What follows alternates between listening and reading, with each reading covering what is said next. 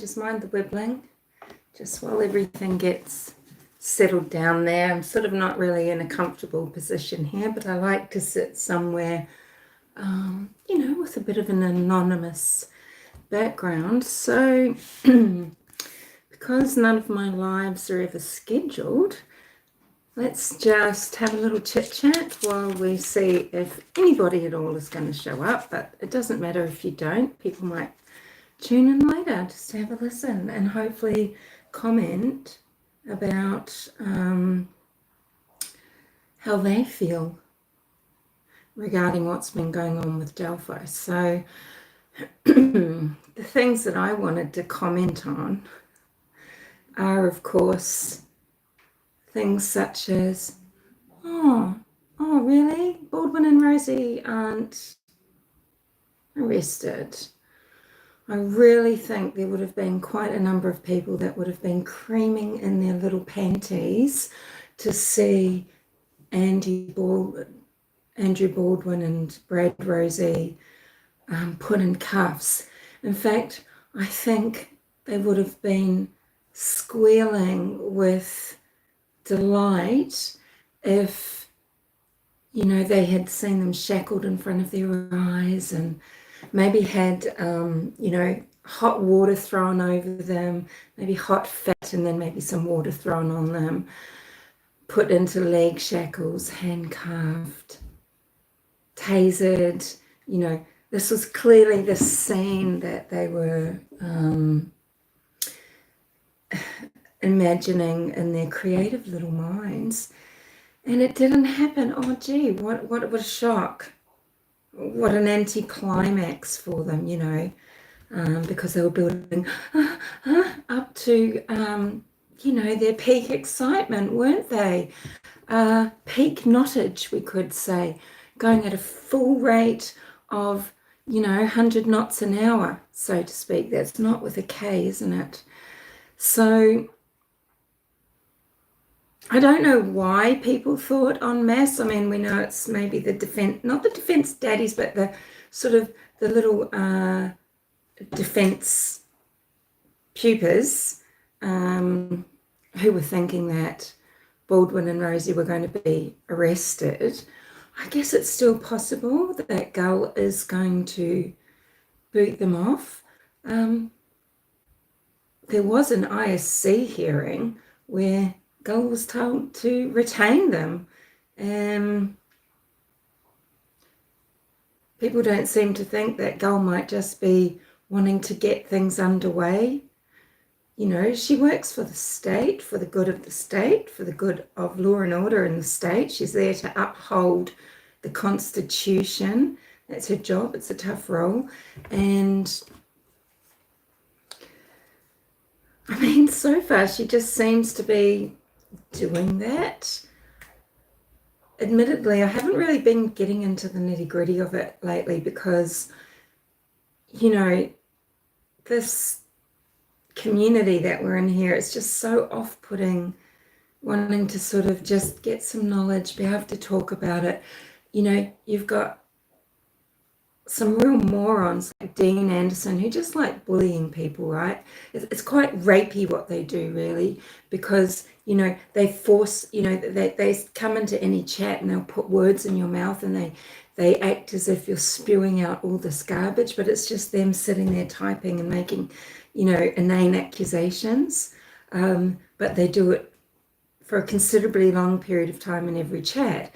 And very rarely do they get shut down, because if they're in a sort of defense daddy type chat, then it seems to be the type of trollage that is just de rigueur these days. It's just apparently that type of trolling is just some sort of regular communication and not seen for what it is, which is bullying and really closing people off to being able to communicate. Anyway, this is a bit odd, isn't it? It's because two people are fucking here and they can't say hello. So, but that's all right. But it's a bit rude, But it's, you know, it's hard to chat along to yourself. So I wasn't surprised that Baldwin and Rosie were not arrested. I don't know much else about what's going on with these hearings because, as I said, you start tuning it out because you've got, hi Fran, you feel like you can lurk all along. It's all right. I'm being a bit naughty, aren't I? Saying, please say hello. Very needy of me. And I'm losing my voice a little bit. I'm sorry. So it's not very nice to listen to. It's a bit raspy. So we have, people that are so narcissistic that they will drive from Indianapolis to Allen County to the court to make it all about me, me, me. Hi, Pepper Wesley. Hi, Ron Hardiman. Hi, Francesca. Thanks for saying hello. I'm sorry I'm so rude about lurkers. It's just like, it's so weird when you start talking and you can see a little number pop up and no one's saying anything. But that's okay. I completely understand. I'm a bit of a lurker myself sometimes. So people making it all about themselves, and this is just, it's so embarrassing. It's so sad. Grown men, and, we're talking about Rick Snay and that ilk, that low life level, that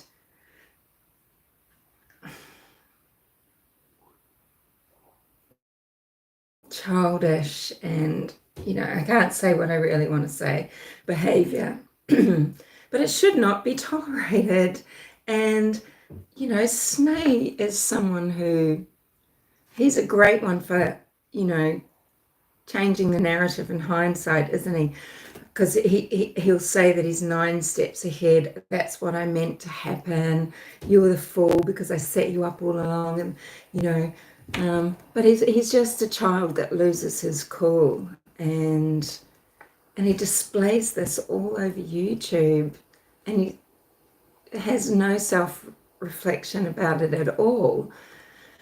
Anyway, so, that sort of stuff does put a lot of people off from following true crime and actually involving themselves in true discourse. Because have you noticed, a lot of the great conversations a lot of channels used to have many years ago, do these channels have these conversations anymore? Can you see a theme running through, some people's crime stories, their stories, so Abby and Libby's story? Can you see themes emerging and then just do videos on that? You can't really. You're not allowed to be exploratory and bring things up for discussion and delve, because everything you say apparently is what you believe, or it has to be what you believe. And certain people can make scenario-based videos with all sorts of rot and leading their little cultists up many garden paths and using hypnotic music and lots of techniques used. And it's the same killology technique. Did I term that word for the Barry Morphew case? When it was this killology, it was this technique being used on viewers to see people in a certain way, to see them, to be very much led to see people as characters, not even human, to call them not by their real name. It really made me step back from making up witty nicknames for people involved with crime, people that looked like perpetrators or who hadn't been very above board and things and that sort of thing. We have kind nicknames either. And it just, it sort of takes a certain level of creativity out, because it's creativity being used in a cult-like fashion, in a hypnotizing fashion, to create, that phenomena of collective obsession. And I did make a video about that stuff earlier, because that's what I saw happening in Delphi as well. And, we do have people using those techniques for followers of this Delphi story. And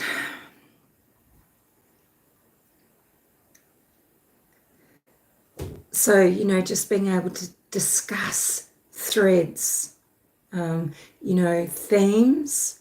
That's why I got into making videos, was to discuss themes and to give my angle on something that someone said. I could make a 20-minute video on a 2-sentence interaction that I saw with someone and give my take on it. Feels like you can't do that anymore.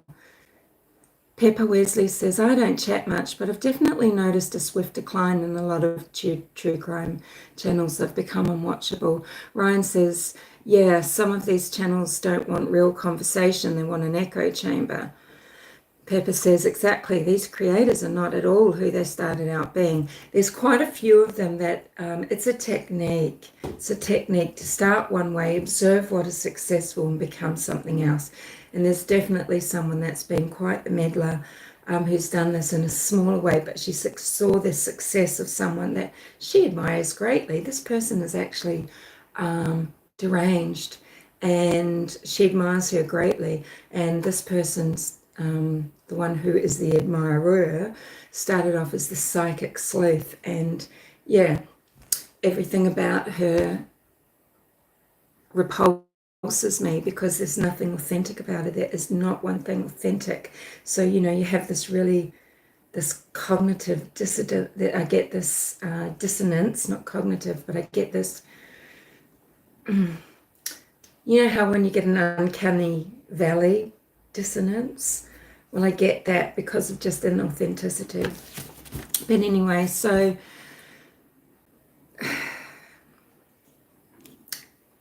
what else is being said? So, you know, of course, just in the long line of these hysterical, what is it when they're saying they're making these predictions, right? These hysterical predictions that never come true, by the way, but they just move on to the next and the next. Oh, now this is going to be this because now this is what Gul's planning. She's actually planning to get them off it another way, right?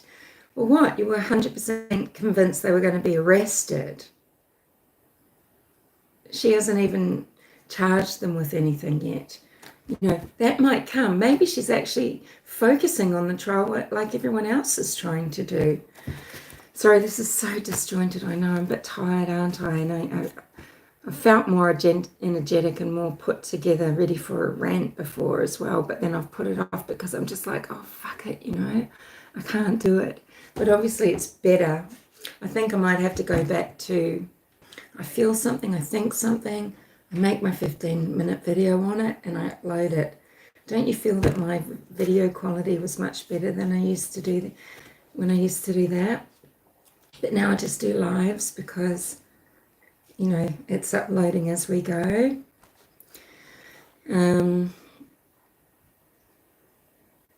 You know, so much just comes in and goes out, and then sometimes I just can't revisit it because it just gets me too panicked, or there's just more to think about, or it's just, yeah. Anyway, so let's try and get on track.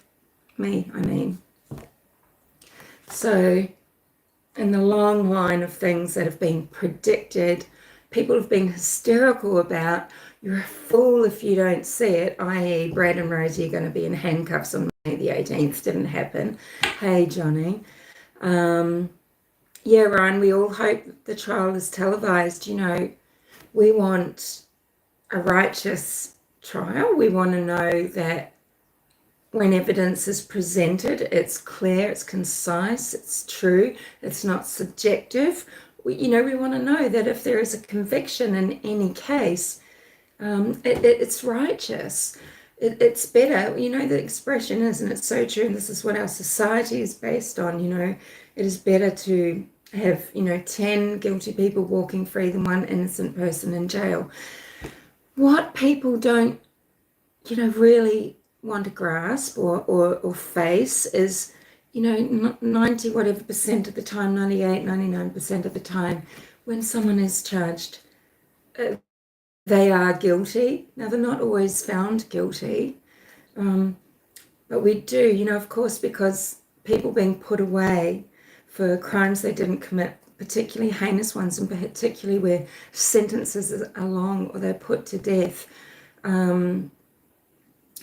Of course, we hear a lot about that. That gets a lot of recognition and a lot of discussion. And it seems like they're all the time. They're a tiny percentage. They shouldn't happen. But, you know, it's just how things are. And what we need to realize too is most of the time it's eyewitness accounts that cause that. So yeah, I'm looking in any trial for evidence that just isn't based on eyewitness testimony. You know, I'm not relying on the girls on the bridge. I want to know what else is there.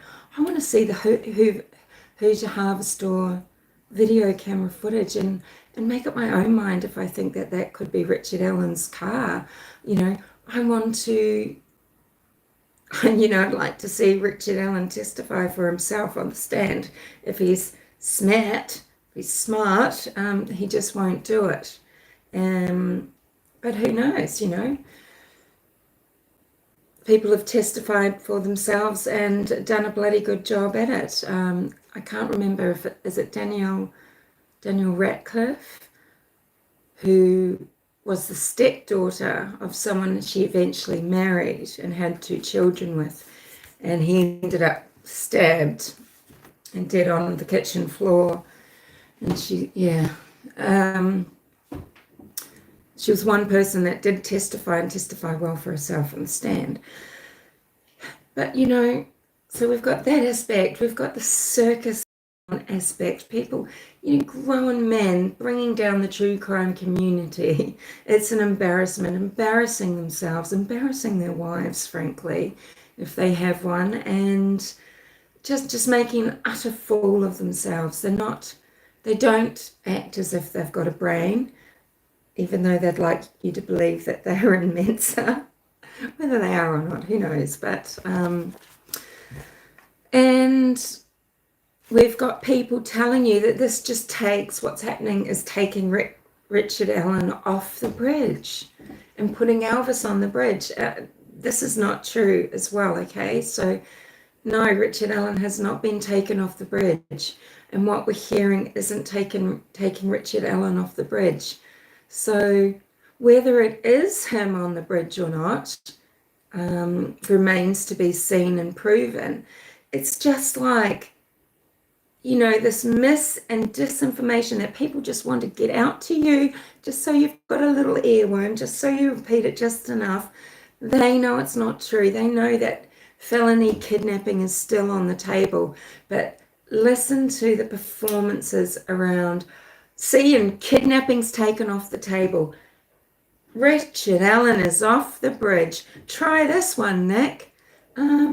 Isn't it the prosecution that's actually decided what charges they're going to end up laying on Richard Allen in trial? The original felony kidnap, you know, felony murder is on the table, okay? The charges that are saying this is the person responsible for taking these girls off the bridge. This is what led to their murders. So those charges are still there. That is a kidnap charge, okay? And with added charges of first-degree murder, I believe. It's just the plain kidnap charges that are off the table. But, you know, people know that the thing that you hear first and loud, you just take in. We won't override it. It's the suggestibility. You know, suggestibility should be used for good. It should be used for healing, for example, because it can be used for healing, and instead it's used to infest and infect. Yeah, which is really, really awful. You know, we've got the moral panic situation, haven't we?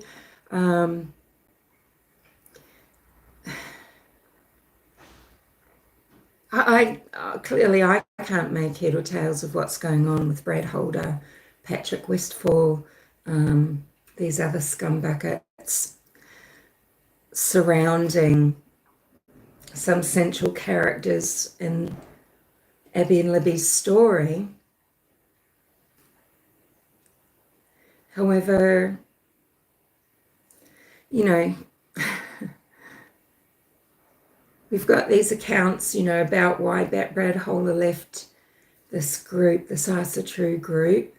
Well, he said himself he wants to be Gothi, G-O-T-H-I, Gothi, because he didn't think enough people were being recruited. And, well, you're not going to recruit people of no faith, zero faith, right? You want someone who's looking for a higher power, looking for someone to sort of follow, take guidance from through, your priest or through whomever.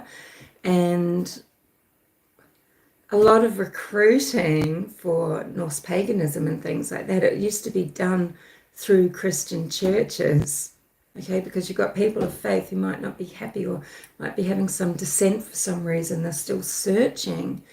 You don't go out to the heathens, do you?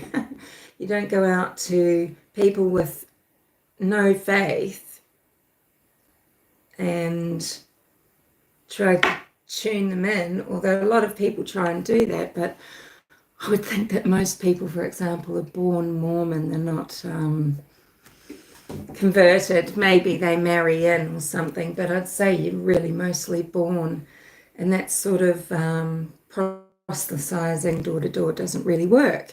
So maybe, Patrick didn't understand what Brad Holder was doing going to a church, if this is the case. We don't even know if this is the case, do we? I don't know.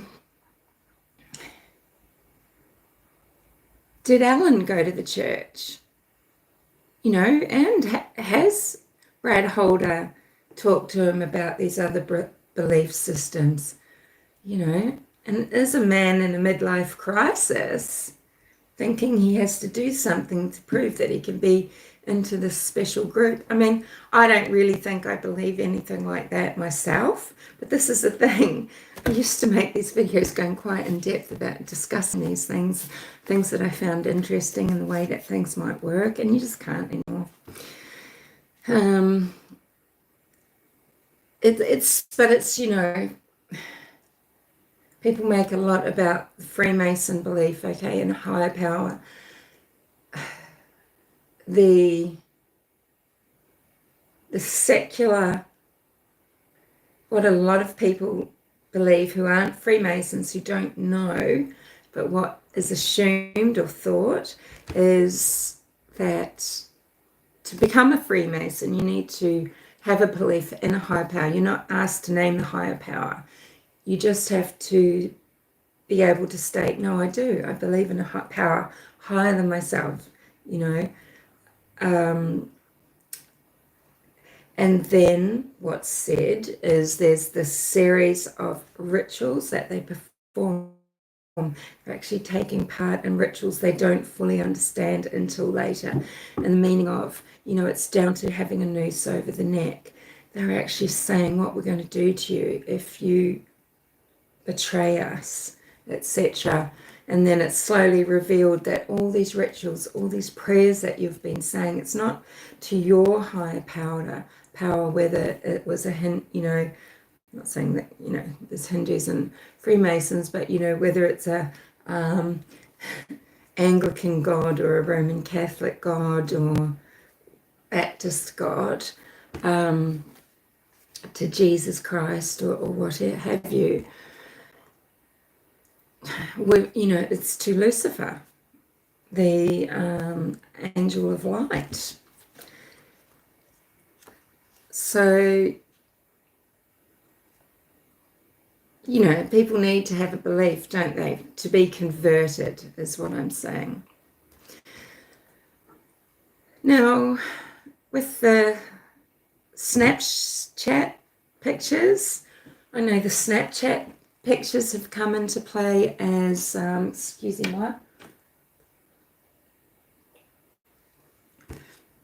something that the defense is asking for. So, okay, oh, thank you, Johnny. I'm not presenting this very well. It's because actually I don't think a lot of people know how many videos I've made on all of these topics already. Years ago, I made Freemasonry videos. I made one more recently, I think, but I've made a lot of these years and years ago. looking at a lot of this stuff. So, yeah.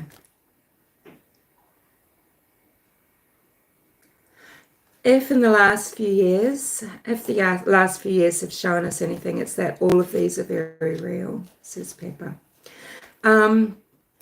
So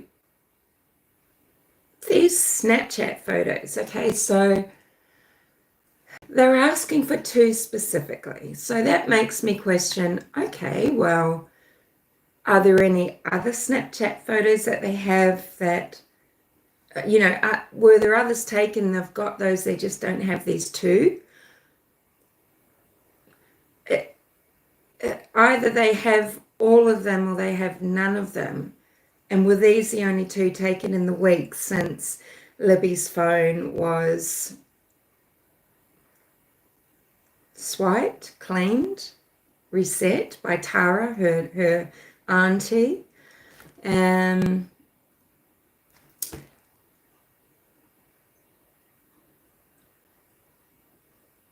Because it's weird that they're only asking for these 2. I would like more specifics. I would like to know, are there the rest? Because from what I understand, Snapchat, they're not saved. A Snapchat photo isn't saved. And does it even go to the cloud? Or does it just remain with the people who receive it? Where are these stored anyway? Because maybe they're not stored on the device. I think it's weird that they're just specifying. I would like to know, well, do you have others and not this? Well, then that's weird. But if they've got none, it just means, well, because that's the nature of Snapchat. It doesn't mean that the defense are holding anything back or anything like that. But what do they have off the cloud? Were they asking, Johnny, do you remember, were they asking for the bridge video as well, the BG video? Or just these 2 Snapchat videos, that pictures that people think are false? I also made a video on this, okay? So just pretend I've got my phone here. So if I'm wanting to, if I've got a photo already on my phone and I'm in the Snapchat app, and I want to upload, just say I want to upload a photo from my gallery using Snapchat, maybe to make it look like I'm somewhere else at a certain time, because this is the, let's not say this is the accusation. Let's say this is the theory by some people. No, when you say all of them, Johnny, are you talking? Thanks, Fran. When you say all of them, Johnny, are you saying they've asked for the Bridge Guy video, they've asked for the cloud, they've asked for anything that's on the phone? Is that right? So imagine, because, you know, let's just say the theory of some people is there was a fake photo created so that it could be uploaded as a kind of alibi or kind of proof that Abby is there on the bridge, right? John,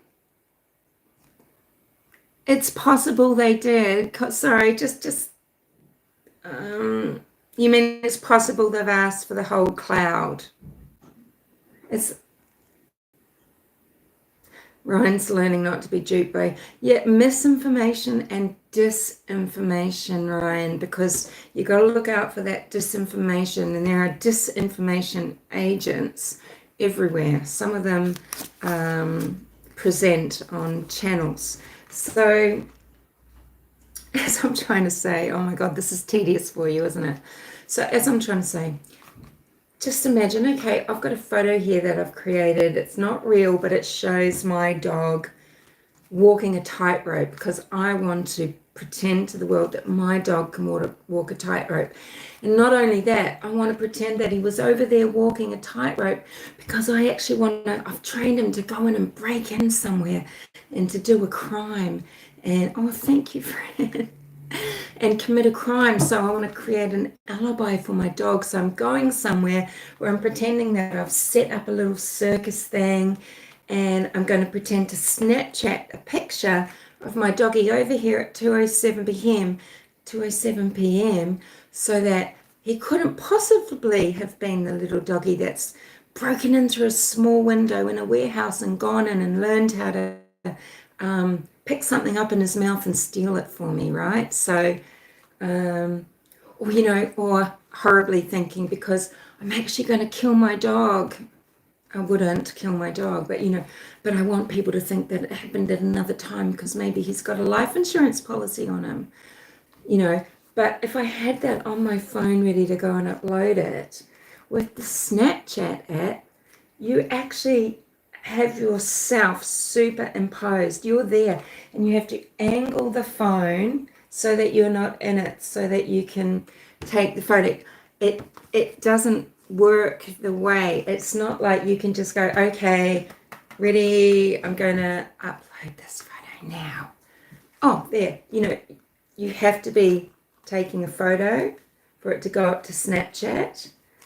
I'm not explaining this very well, but I just don't think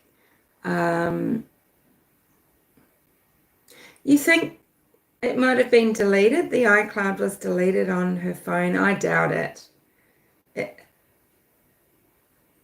Because the cloud isn't deleted.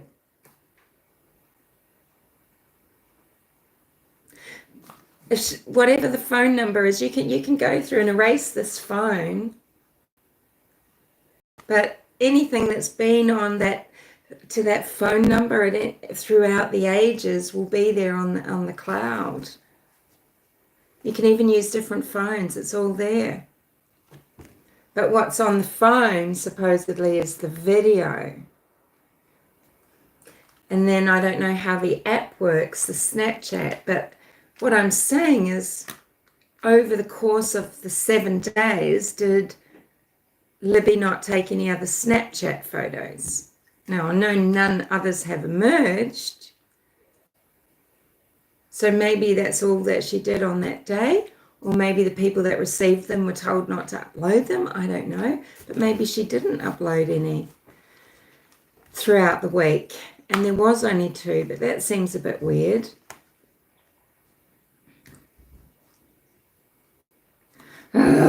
Oh, this just makes me so furious.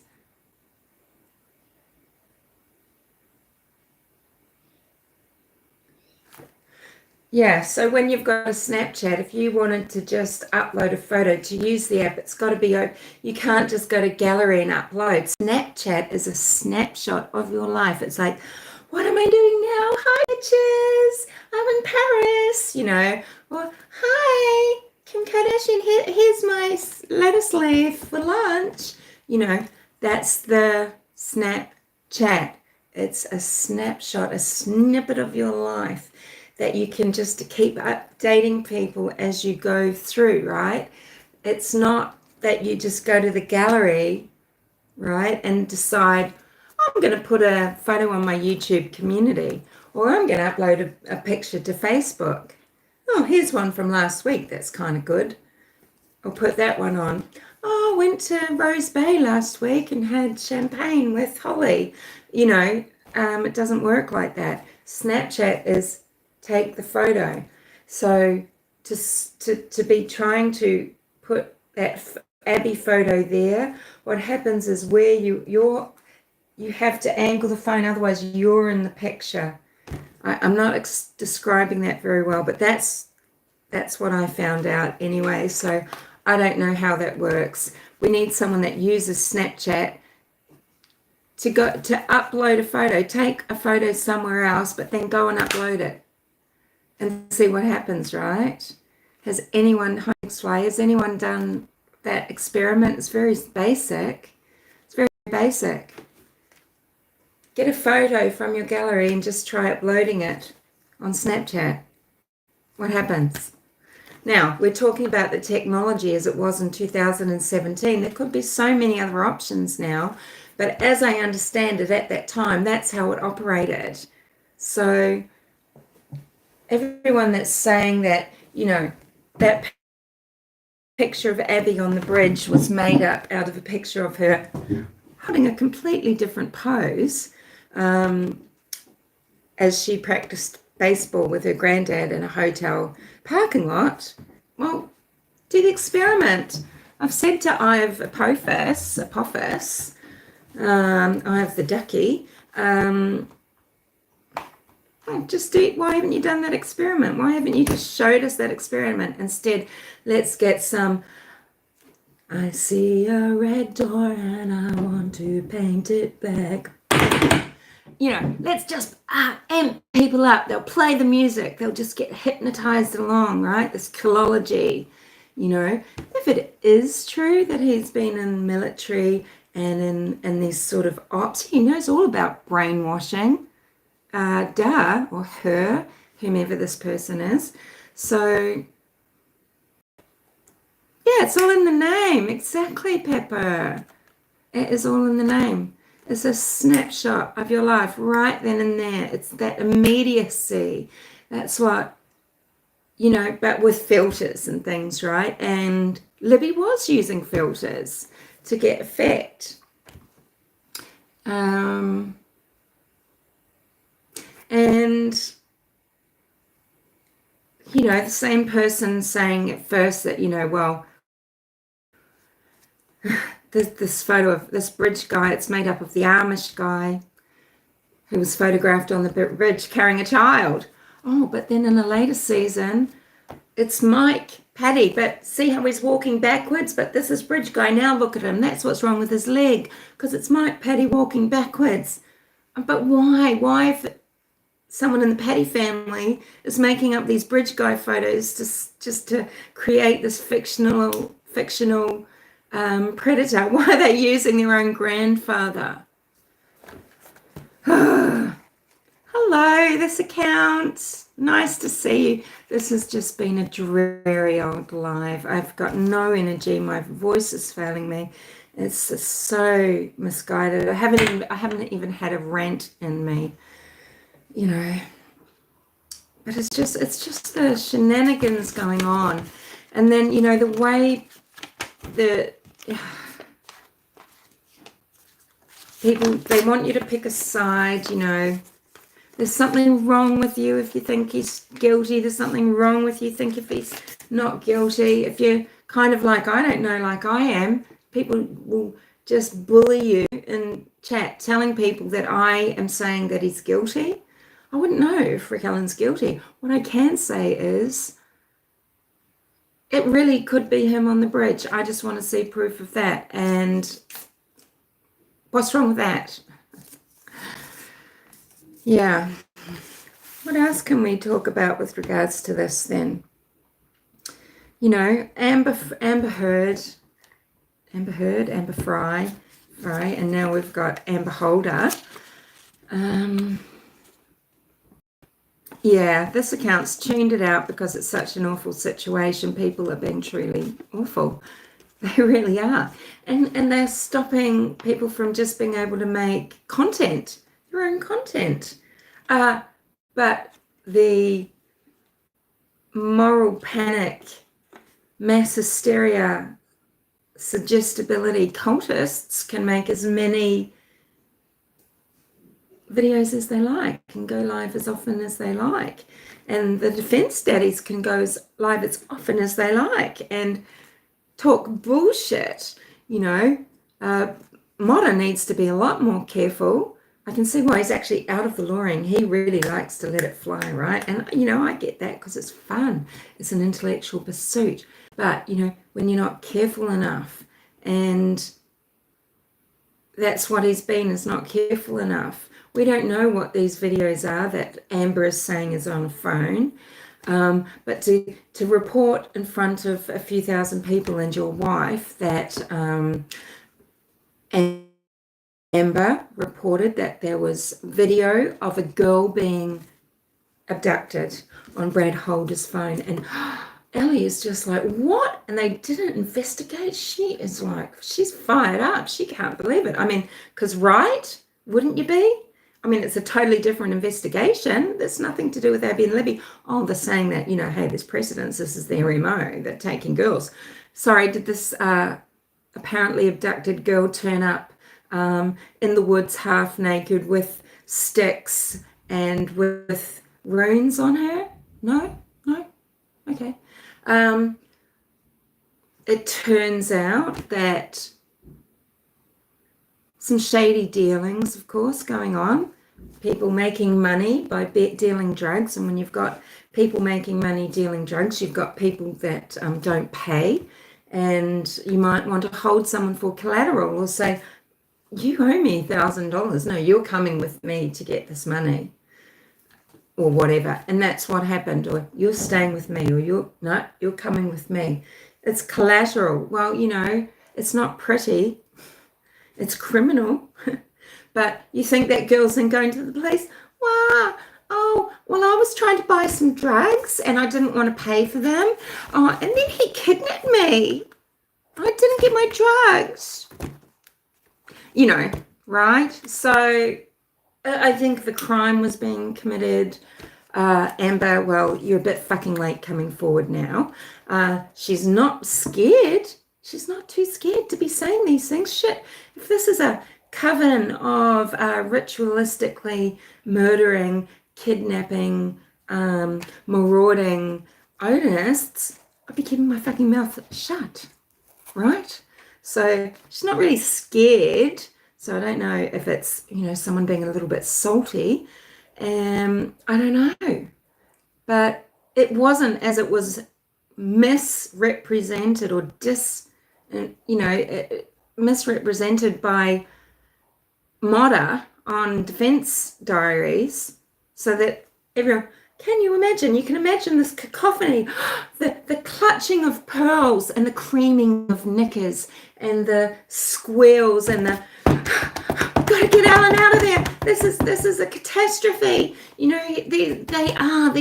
These murderers are being, covered for, and he's just a patsy, and look at what they're capable of. Because what? Some low-life drug dealers probably worried about $250, right? It's just, people getting themselves into nasty positions, and someone talking about it later because now she feels like she's got a little bit of distance from someone who's rejected her, maybe. I don't know. I'm not saying it's not true that there aren't interesting things on that phone, but when things come out now and not when they should have been, well, I don't hold her up to any moral standard or ethical standard. Well, sorry, you think you're being a good citizen now? Apparently maybe there's 2 incidences. I don't know. But so now you can imagine everybody, oh, don't worry, Bob, he twat later about it. Yeah, he on X, he X'd about it later, Xing out his mistake in an X, in a tweet. Oh, whoop-de-fucking-do. Bob needs to realise, and he should realise, and he does know, damage done. Because this is how, people do it accidentally. So not careful enough, Bob, and they do it purposefully as well. And I don't think the madding crowd realises how often it's done very purposefully. Knowing the nature of human, knowing human nature, and it goes, it's lodged, it's fixed in there now, isn't it, this account? People aren't going to get that out,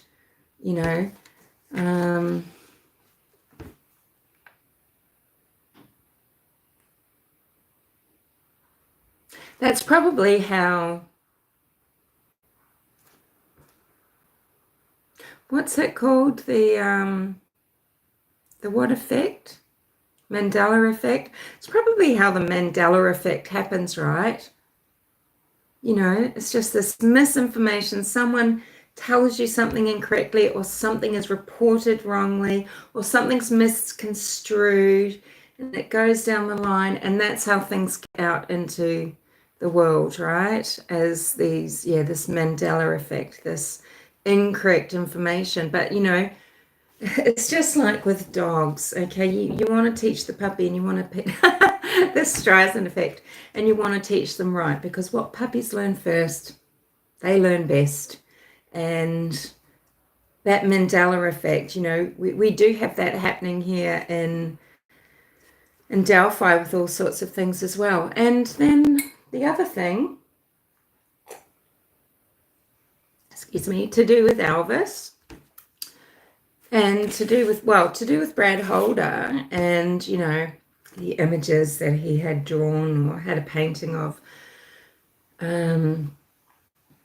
You know, something could have flamed in his mind to do with Abby and Libby. He did have that indirect connection through Abby Williams, through his son, through Abby, and what's his name, Eric. You know, people aren't realizing or aren't recognizing or aren't admitting or are trying not to say about it. Do people realize how quickly Eric Williams was out with those texts about the scene? It's pretty much instant.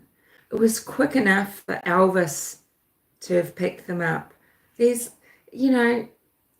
connections flying all over the place. Pick a spot on a map. Just pick a spot right there. Zoom in and just let your research fly. You will find connection after connection after connection after connection, which are really, you know, spooky things. I was doing some research once into the pilot wheel, and just how all these cases that I've followed, they all connect. And then you start seeing the connections with terminology, names, and that sort of thing. And, you know, it's the stuff that feeds psychosis. And I know all about that. And, you know, when things aflame, it's really hard to get them out. And then that's when you also start making... You don't quite realize where your cuts in logic are as well. Yeah.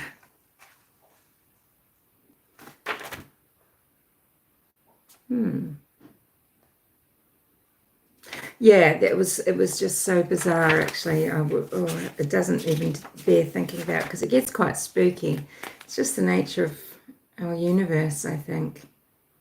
So, yeah, what's going to happen? Are we going to trial? I know there's people that still think that Alan's going to take a deal. I know Sleuth and Intuition. He just thinks I don't want to put words in his mouth, but I think he thinks, look, there's just no way around Alan not being the person on the bridge, and being the person, and, you know, and being the person that abducted the girls.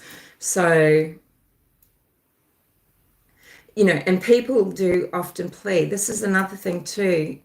Most cases do not go to trial, and everyone is trying to avoid trial, and pleas are most common. And it can take a while. I mean, but, you know, you've got Gary Ridgway, you know, for years. Oh, innocent. Innocent as the day he was born.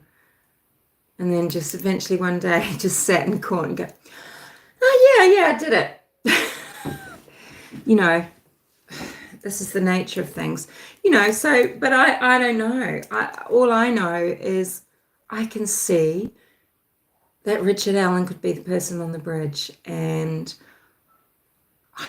I don't see the point of a 136 page Frank's motion if defense could simply have said, on that day we have record of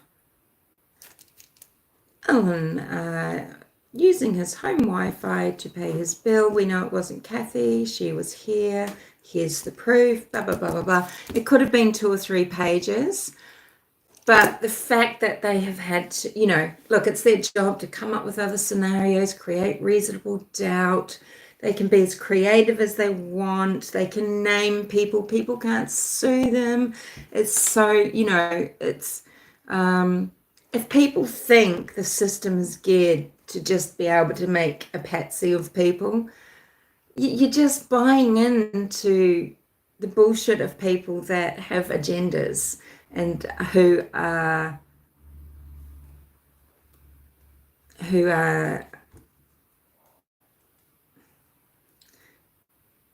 they're the infections of true crime. And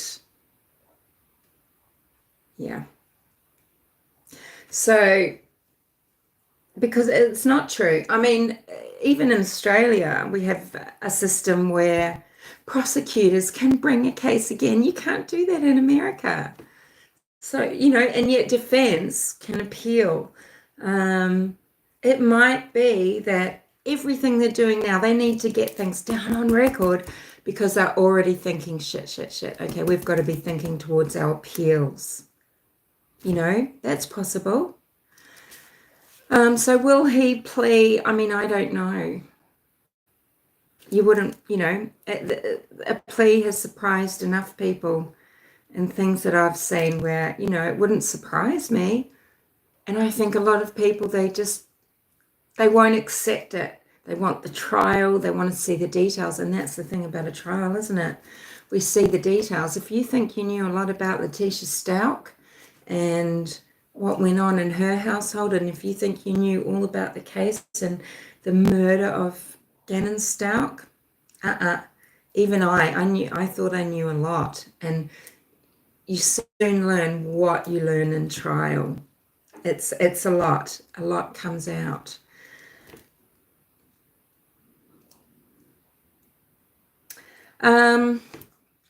I don't delve into a lot of Australian cases or Kiwi cases, although there are some that I do know a reasonable amount about.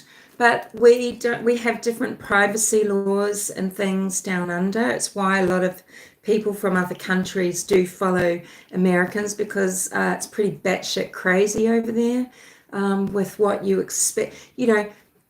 Here's the thing, the defense side, the ones that are just saying, no, we're just for justice. We're not on one side or the other. It's just all about your rights too. No, they think that they should have the entire case laid out to them already as if it was in trial. That's what they think they deserve. They don't see actually how that can destroy a chance for justice and that sort of, anyway.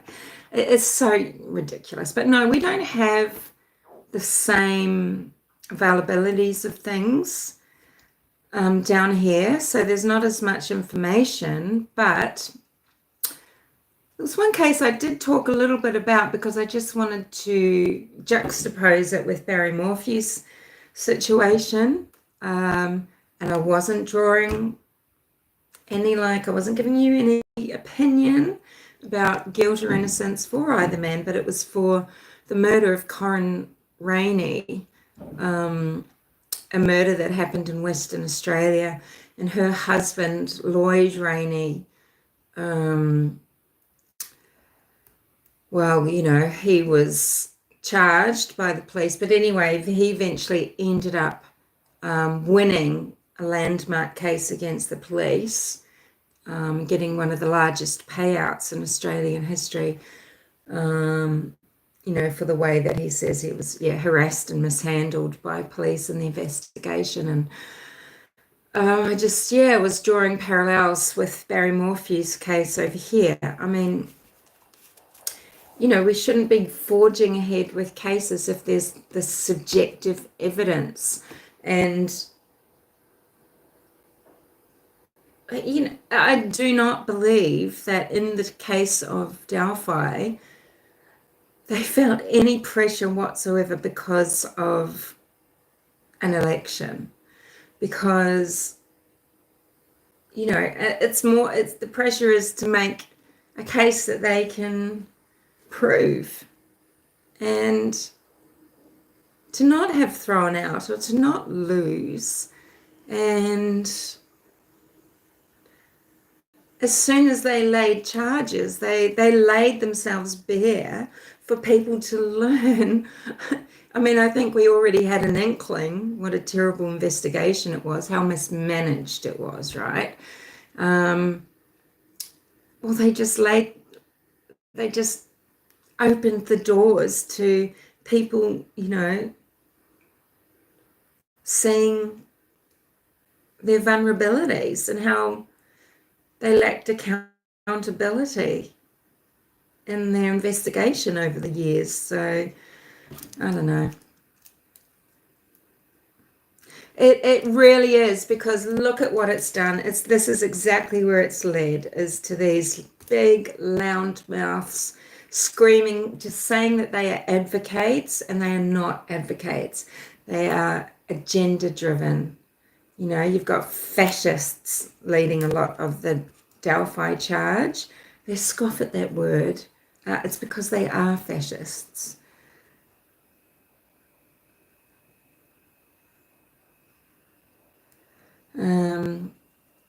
No, because it just exposed the flaws in the case, because things weren't secret anymore. They suddenly became publicly available, didn't they? And people can start applying for documents and that sort of thing, right? So I don't see how that helped get anyone elected at all, really. If people are that corrupt, they don't need to they don't need to manipulate the public, because people are so dense. They're just squealing about nothing. They make no sense. But people hear it and they go, yeah. If you've got that much power, if you're that corrupt, you do not need, it doesn't matter what the public think. You don't need to try and turn anyone's head. If you know it's if you know it's a setup, you're going to win anyway.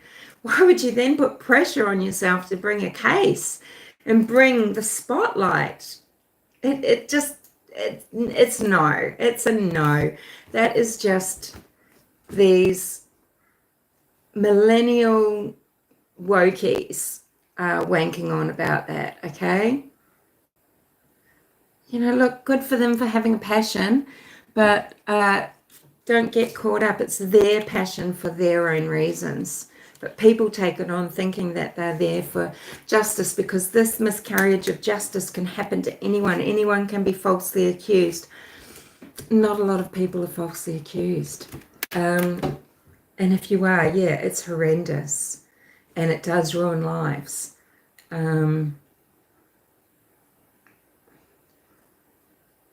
But we don't know if that's happening in this case, because, yeah, there's so much going on around it. It's, it's pretty crazy, isn't it?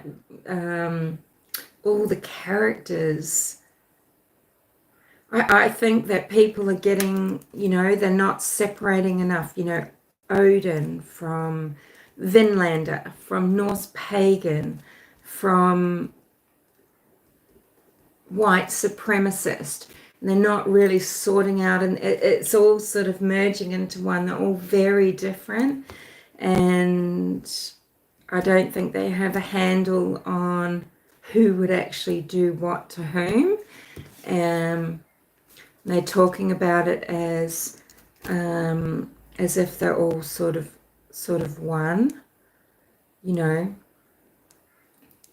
who's likely to sacrifice white girl. Well, if human sacrifice was happening, it's going to be something where, these young white women are valued, isn't it? It's not going to be white supremacists. They're not going to, because the sacrifice is something you give up. But Norse pagans don't make human sacrifices. So other terrible groups might. People who like killing for killing might, because that's such a blurred moral. We're not in the Dark Ages. We're not in the Middle Ages. we've come so much further spiritually and as a society and as individuals where,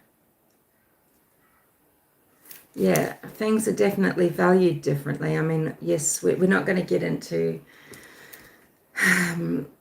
there is true evil in the world, but you know, where for the sake of their religion, their spiritual beliefs, if you think, you know, rituals going to happen in the Norse pagan realm, no. Sacrifice, I mean human sacrifice. Now, you know, we're not talking Papua New Guinean tribes and the eating of your enemies and that sort of thing, right? You know, there's such different things. And then if you're talking about white supremacists, you know, who are violent and who are anarchists, well, that's different again. And then, well, what would they have to do with Abby and Libby? And don't give me that bullshit of because of fraternization.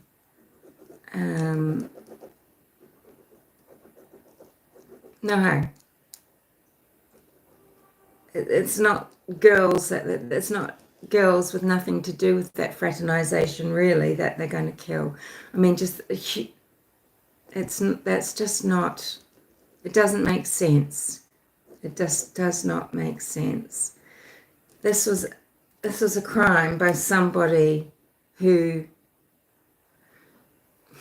specifically wanted that experience. Okay? Someone wanted the experience of their fear and their pain and their death, okay? And it's a violent sexual fantasy. It doesn't mean sex or a sex act happened specifically with them, but that's what it is. And, you know, I'm sick of people misquoting, or rather, they just quote a little bit and then they stop. Are they just ignorant of the full things that were said, or are they purposefully misrepresenting Robert Ives? So, yeah, Robert Ives, he's talking about non-secular signatures. And I think I heard Sleuth say, well, posing is part of staging. No, he's wrong. He just misspoke. And again, you can go back to my 4-part series on moved and staged. What moved and stages? I look at a paper. You can look up this paper. I've talked about it a lot. It's called The Defects of the Situation. It's by a woman called Dr. Claire Ferguson. She's not from Australia, but she lives here. She wrote that thesis for her doctorate down at Bond University on the Gold Coast, and she now works here as a forensic criminologist in Brisbane. If I was the type of roving reporter channel, I would go and interview her and ask her about this case. So she wrote The Defects of the Situation, and she worked in conjunction with the two most modern people who had also been working to do with moved and staged. And yeah, and she highlights the fallibility of the FBI and the way that they used to go about their profiling. And if you ask someone like John Douglas to say who done it, they quite often get it wrong, and they overlook things in staging like, well, you know, that door's not broken in, or valuables aren't gone or anything. But she really crunches the numbers. She does it statistically based on murders that have occurred where staging has been presented, and it's fascinating. And I suggest you read it. You can download it easily. Anyone can Google it, The Defects of the Situation, and have a read and see the real statistics. And yeah, it is interesting, right? Because I quote all the statistics in it, and I can't remember them offhand, but there were enough that, yeah, sometimes this, you know, the staging crime, it's teen on teen. Thing that I've noticed about if it is, you know, because there's theories, let's not say accusations, there's theories about, you know, Kelsey and Bree and this sort of thing, right? Or, you know, what's the name again? Mortician. Starts with C. Not Chantel, maybe, but people say that she's standing on the bridge with the sword and blood on her jeans.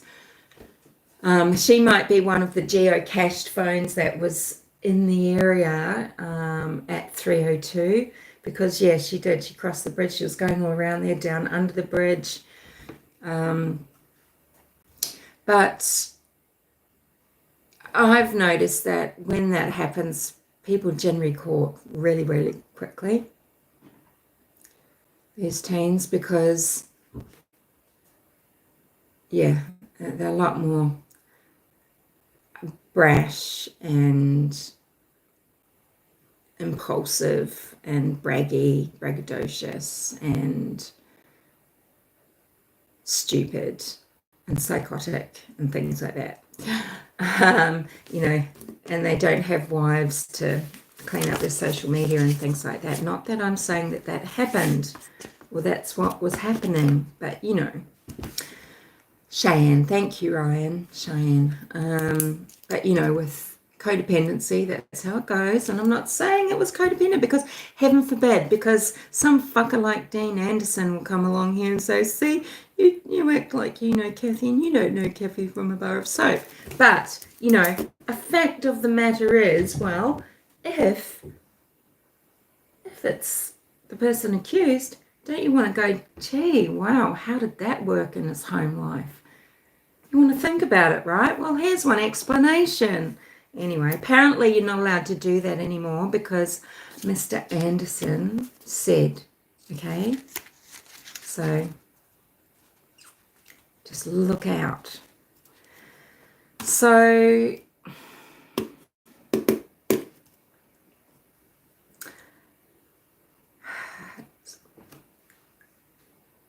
moved, staged, and signature. Okay, so Robert Ives said, you know, there's at least 3 signatures, non-secular. I thought, did he say non sequitur? Because it just seems to be nothing about nothing and not make any sense, you know, it's just non sequitur. But what he also went on to say is this is just exactly the type of crime. This is a serial killer crime. This has the hallmarks of a serial killer, of a violent sexual predator. That's what it is. He's not, Robert Ives isn't saying it's Odinists and that it's, or, you know, someone trying to, you know, please the Odinists. I mean, it might be someone trying to emulate it. Not one single professional, you know, professor, learned person, knowledgeable lay person can name the runes, because they're not actually rune. They're just maybe runic in nature, okay? If you could say what they were, well, that's another story, isn't it? But it just looks like some punts maybe trying to, perhaps staging a crime? Do you think that might be why the FBI and why Robert Ives might use a word called staged with a very specific meaning, that term? Because someone's staging it to make it look like something it's not. Now, it's true, it might be something that's private and personal to please the perpetrator or perpetrators. Might be something meaningful to them, but it might not be. I would bet your bottom dollar that Brad Holder, yeah, and he said non-secular, okay, and that could mean anything. So it just means that it's got some sort of belief system meaning, appearing to. Brad Holder, I bet he could emulate runes perfectly. I bet there would be no guesswork. Same with Patrick Westphal. I bet he could He could have made some very sharp looking runes. I bet there would be absolutely no doubt. I bet you if I saw a picture of the branches, just like I did have pictures of the branches, I drew them first from the description of the defense. Now, they took a lot of liberties, shall we say, so it actually turns out that they look a lot different again. Either version doesn't look like a rune. None of it is runes. They're not reversed runes. I do see the spookiness. I 100% see the spookiness, the weirdness. It is a mystery. It's dark.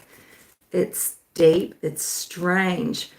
Abby, the pose, the arms, how do people end up like this? What was done to them? What did they do? But, how has this gone down? I mean, it is.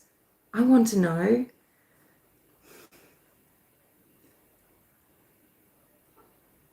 Yeah, I mean, I can see how, okay, yeah, that's a little bit like hanged.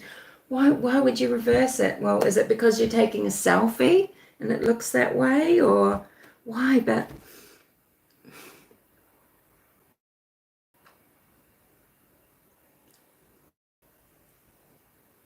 I don't know. It's, but I'm not going to then just make up a whole story about it, right?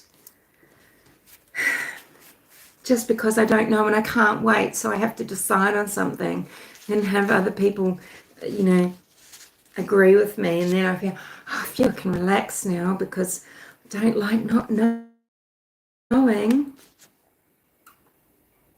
Yeah, I mean, millions of us on Earth have come across this. We've all seen a lot in our lives. We read books. We see things on TV. It's as if you talk like this, they'll say, oh, you know nothing. There's so many Odinists in the area. Yeah, duh. I mean, look, there's the Burnished Raven. There's there are shops that supply the Norse pagans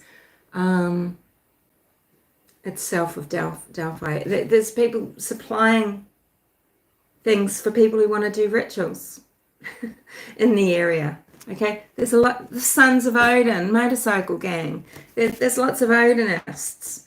There's a lot of white supremacy. I made a video about that, about the history of that, and through Indiana and what's happened in America in general, right? And how, what happens is people are recruiting and people are saying really nasty things. So you've got white police officers just waiting for the day that martial law comes in and they can go out and shoot some black people, right? That's been caught on recordings. What happens is people are cutting deals and it's not being tried in court. And this happens over and over and over again. People recruiting into groups, they're just told to keep it on the hush hush. People committing the most heinous white supremacy crimes, and it is hushed. And America is hemorrhaging millions upon millions of dollars a year, shutting things down and shutting things up, rather than doing what maybe should happen and exposing it in courts of law where you can see what's going on. So it's rife. Because I've made the videos about it, okay? There's people that they just love to harass me in chats. I know, yeah, as soon as I just write a little something, I'll have these same little trollops getting at me. They know nothing, they just feel big. They just love the feeling of harassing people. It's, yeah. So, what makes sense here, though?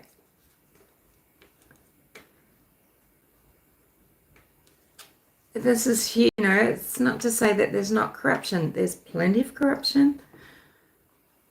This takes a lot of people on board, but clearly not everyone was on board. Because look, at click. There's so many that aren't. It is not one big seething conspiracy. It's probably more likely to be incompetence and, yeah. It is a mess, this case. Ryan says he thinks social interaction, social isolation can lead to unhealthy fantasies. Well, it just means that people are vulnerable to being manipulated online because, you know, people who want to gather believe it's that they know that they offer belonging, they offer a sense of community, they offer that strength in numbers, that feeling of having friends and of having connection. They, you know, to take away that social isolation. This is all in that video that I made feels like months ago. I don't know when it was, but where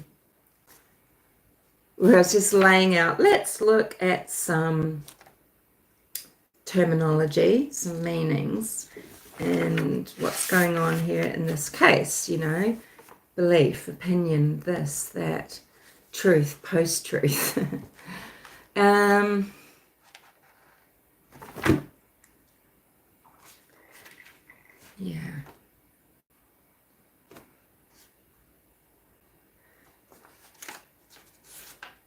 Monon hybrid only. Monon is only or alone.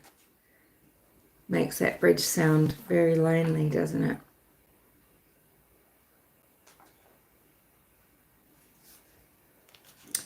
Yeah, I've just got my pilot wheel notes, and you can see how you could just go psychotic because there's everything that connects all these cases from Summerwells, you know, Delphi, Suzanne Morphew, West Memphis 3, all these heinous, mysterious crimes happening along these ley lines, coming out from Pilot Mountain, which is near the Warriors Path where Summerwells went for her last little swim. And you've got all the themes, you know, you've got Abigail Williams, who of course is the name of the girl in The Crucible, the play, The Crucible, about, you know, Salem witch trials, you know, talking about the puppets, you know, the dolls, saying, I saw her with a puppet, you know, with a doll, like she's a witch. And so, of course, you've got Bobby Camworth, you know, camera, Snapchat, but you've got Bobby Camworth with his dolls and those videos he used to make about Delphi, and, you know, Abigail Williams, who was accusing Betty Paris, or Betty Paris. You've got Paris Island down in down at the fort down south, where a lot of terrible things happen with the military base down there. There's a thing that you go through in the military called the Crucible, and of course that's the name of the play. And then you've got the Crucible, which is a crucible is where you're melting metal, and that links away to person in the Summerwells case, and it just goes round, doesn't it, with Liberty, you know, with Carrie, Liberty's mum being, you know, Carrie from Stephen King, with the blood and everything, right? You know, you could think of a million things, right? And you can do it as an exercise. You can just write down, I mean, it's even down to Winona Ryder playing Abigail Williams, and then she dated Johnny Depp, and Winona Ryder's parents were friends with beat poet Ginsberg, and Ginsberg, he says it was just, you know, a political exercise, but, you know, he was the chairman of the board of the you know, the Man-Boy Love Club, Man-Boy Love Association, NAMBLA, and, you know, people think that Johnny Depp and these Hollywood people are, you know, trying to support the West Memphis Three, Damien Eccles et al., because, you know, they're hard done by. No, well, maybe they like it because they did it, because they killed these young boys. Yeah, but you can make so many connections over and over again, right? Just with names and things like that. There's a lot, and it links into Chad and Laurie Daybell as well with Falk. I couldn't, it's just, there's 1,000 things, right? So you really have to be careful. You have to, I mean, look, the world could really be like that, right? I mean, hey, if you believe in the holo movement, if you believe in the holographic universe, or maybe you believe that everything's just happening in one time, in one place, one moment, you know, everything is one thing, isn't it? Depends what you believe. We don't know the nature of the universe. I mean, explain the double slits experiment. But yeah, there's a lot, you know. So there's the pilot wheel and the crimes.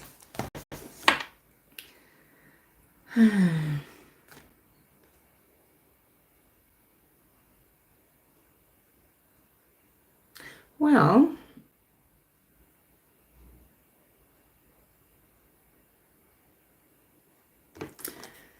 yeah, so I wonder, you know, it's so crazy how people can believe such different things. The defense want to put the trial off. Oh, the prosecution's trying to put the trial off. I mean, I wouldn't be surprised if nobody feels ready for it, because there's been so much bullshit. Ryan's saying, oh, well, I'm saying that someone who's isolated themselves can exist in a fantasy world and act out their own sick mythology that only exists in their own head. Yeah. I mean, it's the acting out that's dangerous, isn't it? Or it's the, you know, it's, so, you know, there's genes, right? So Gene. So that's a way of passing on information, isn't it? So genes. And then there's memes, MEMES. Now, those aren't just funnily captioned images. A meme is the term. It was coined by Bloom, I think, you know, to say how, to explain the phenomenons of how ideas and things move through societies, communities, and things like that. Yeah. And it's, you know, what's dangerous is wanting others to take on your fantasies, isn't it? Because, you know, that's when you start getting people drinking the Kool-Aid.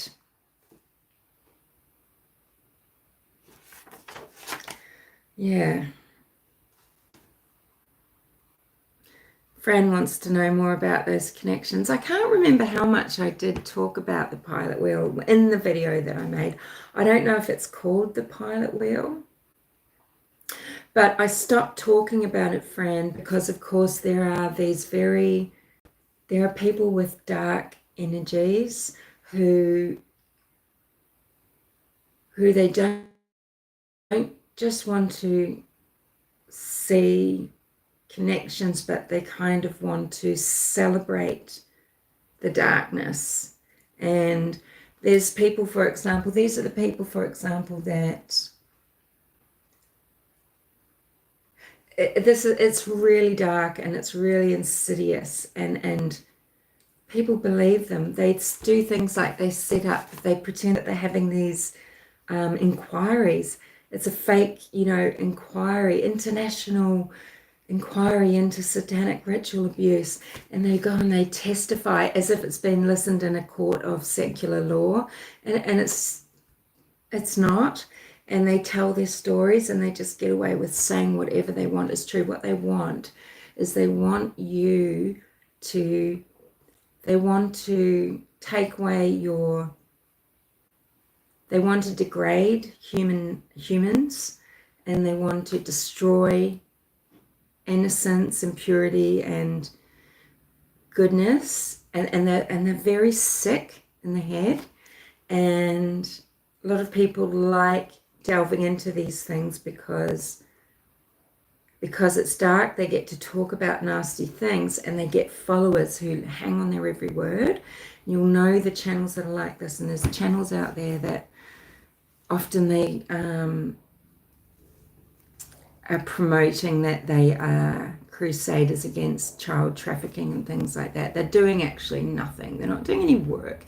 There's one lady that's got, she's paid for this ISBN. She's written up this really bad book of this book, as if she's written a book. There's nothing inside the book. If you asked her to read part of her book, you can't buy it. It's not a book. She hasn't written it, but this is the grift. And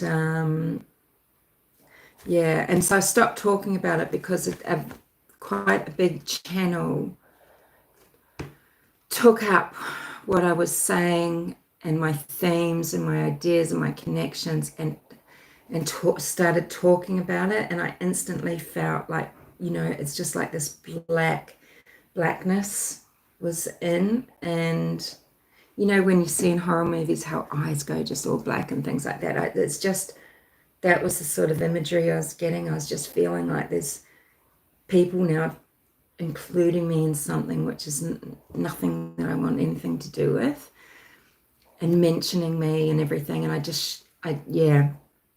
so I stopped it. So I think I only made 2 short videos about it, but I could build on now. Like, that was probably a year or 2 years ago. With everything now, I could literally write a book. Like, you could pick one name, one place. I will tell you all the things that, that connect. And just it's, but I don't want it, I don't like people that are saying that they are just trying to help you and protect you from darkness, but they are the darkness.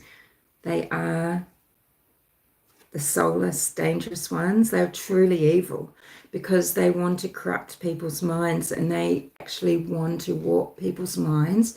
They want to take away people's sense.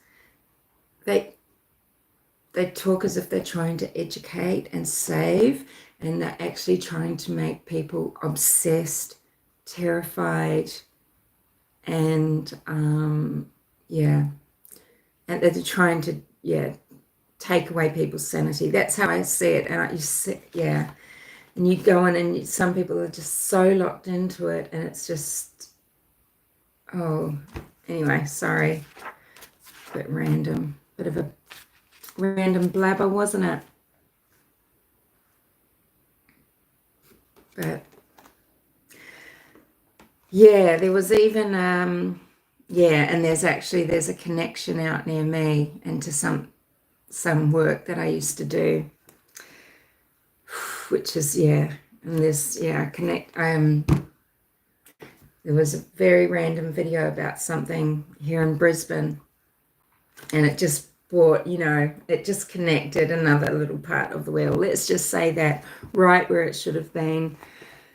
Yeah, to do with Minerva and Isis, that one. But anyway, this is just so nonsensical, isn't it? For anyone that decides to come along later and try to listen. But there's a lot, yeah.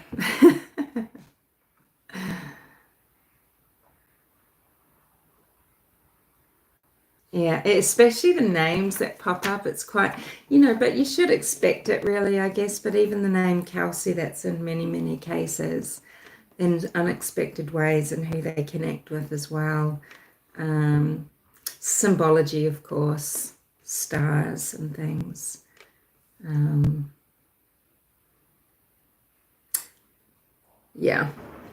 Lots of common denominators. But, humans, this is how we're wired, isn't it? We're wired to recognize faces, and we're wired to recognize patterns. If we couldn't, humans, this version of Homo sapiens just doesn't exist, okay? So, yeah, it is wise to step away when you get that feeling, because there is, but we need to accept that, well, this is what humans do.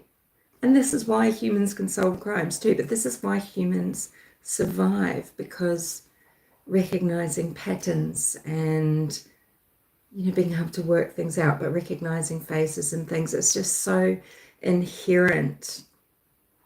Yeah, it's so inherent, but it's very easy to tiptoe off the edge and get lost, get very lost. Yeah, but it is interesting, and I would, and some of the, and it depends on the history of your own mind as well as to what stands out to you, and it can, it depends on your, it doesn't have to be formal education, but actually it does depend on the type of education you've given yourself, how well read you are, what sort of things you've experienced in the past, as to what sort of things will stand out to you.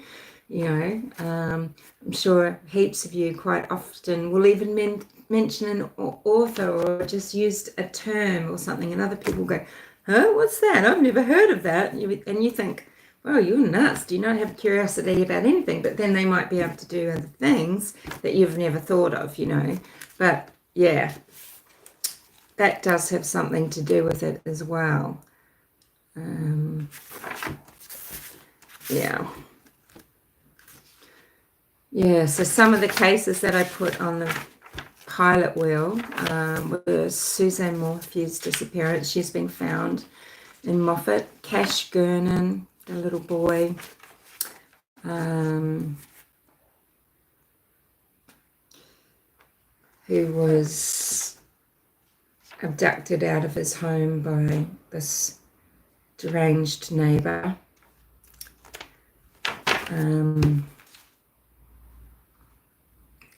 Summer Wells, of course, West Memphis 3, Abby and Libby.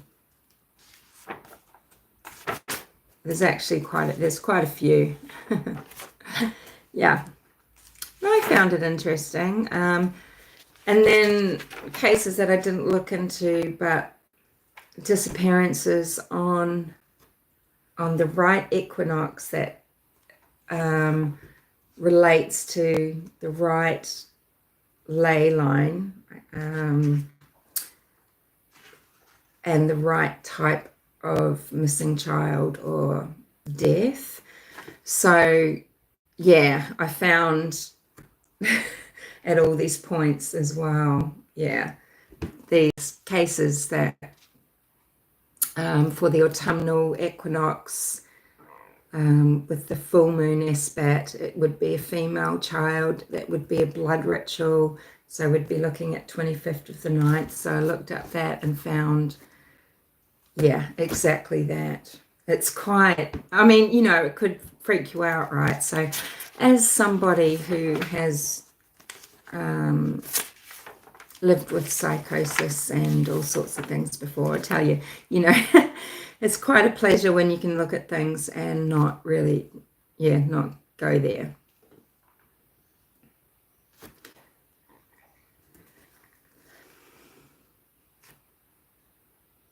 Yeah, I think a lot of people are stepping back, and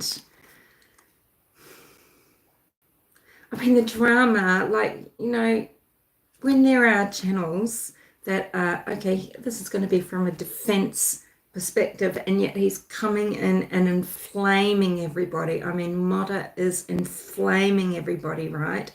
And he's being very incautious, is that a word? And it's just like, wow, this is just the end of the end, is it? I think the heady days are over.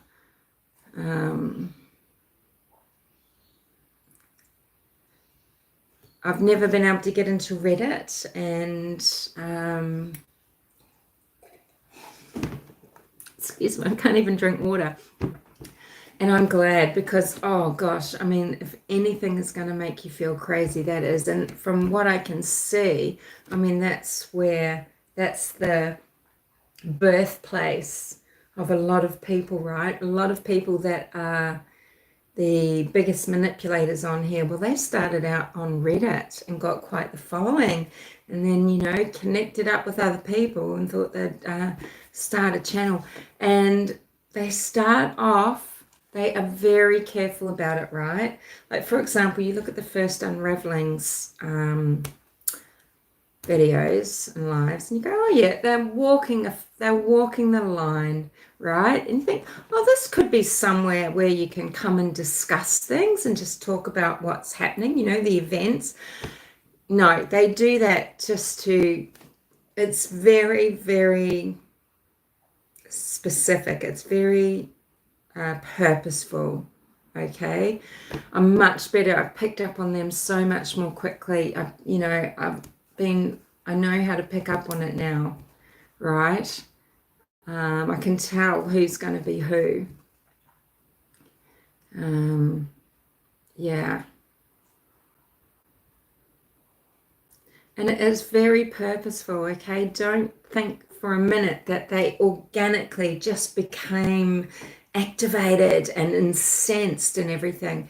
It was always, they always felt the way they did now. They just weren't showing it because they knew that they need to get in and get hooked, get their hooks in. Well, they're, you know, who knows what's going to happen if it goes to trial.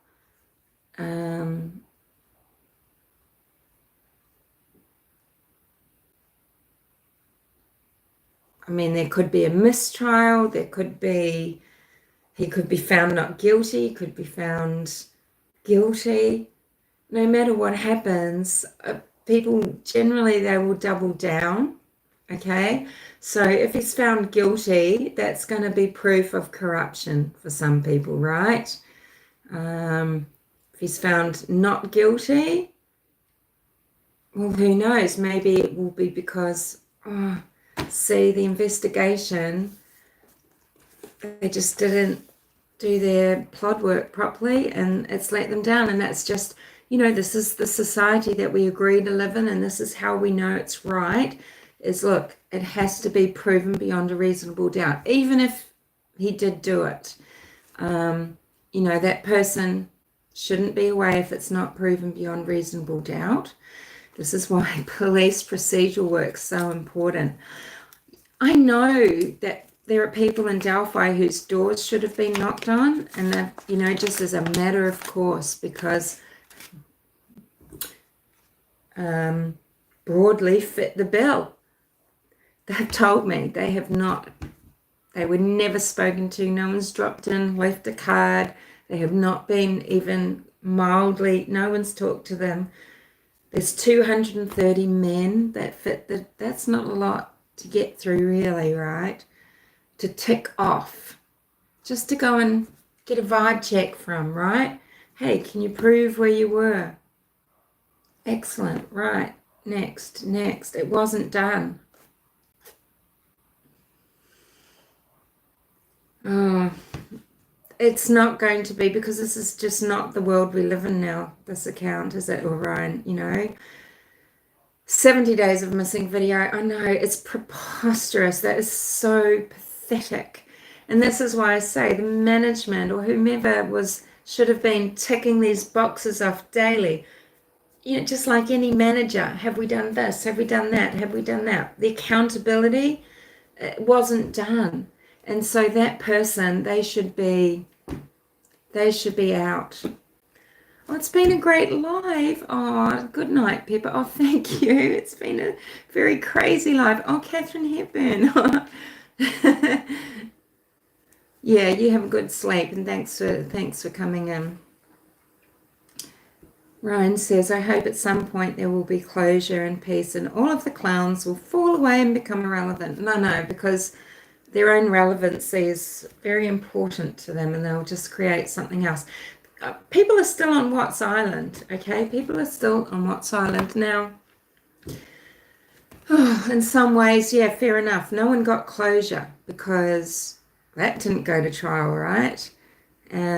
But they also did such a piss poor job, and we also feel like Rourke had to have been corrupt because he did such a piss poor job with Nikki. Now, it could just be because Nikki is a horrible little slut caught up in a bad situation. But you know, a lot of people, they're not satisfied because a poor job was done and the right questions weren't asked. There's not the transparency. And so people are forever wondering. It's kind of fair enough because a shit job was done. Now, sadly, such a shit job's been done. But maybe a trial will manage to shut people up if they can hear the confessions.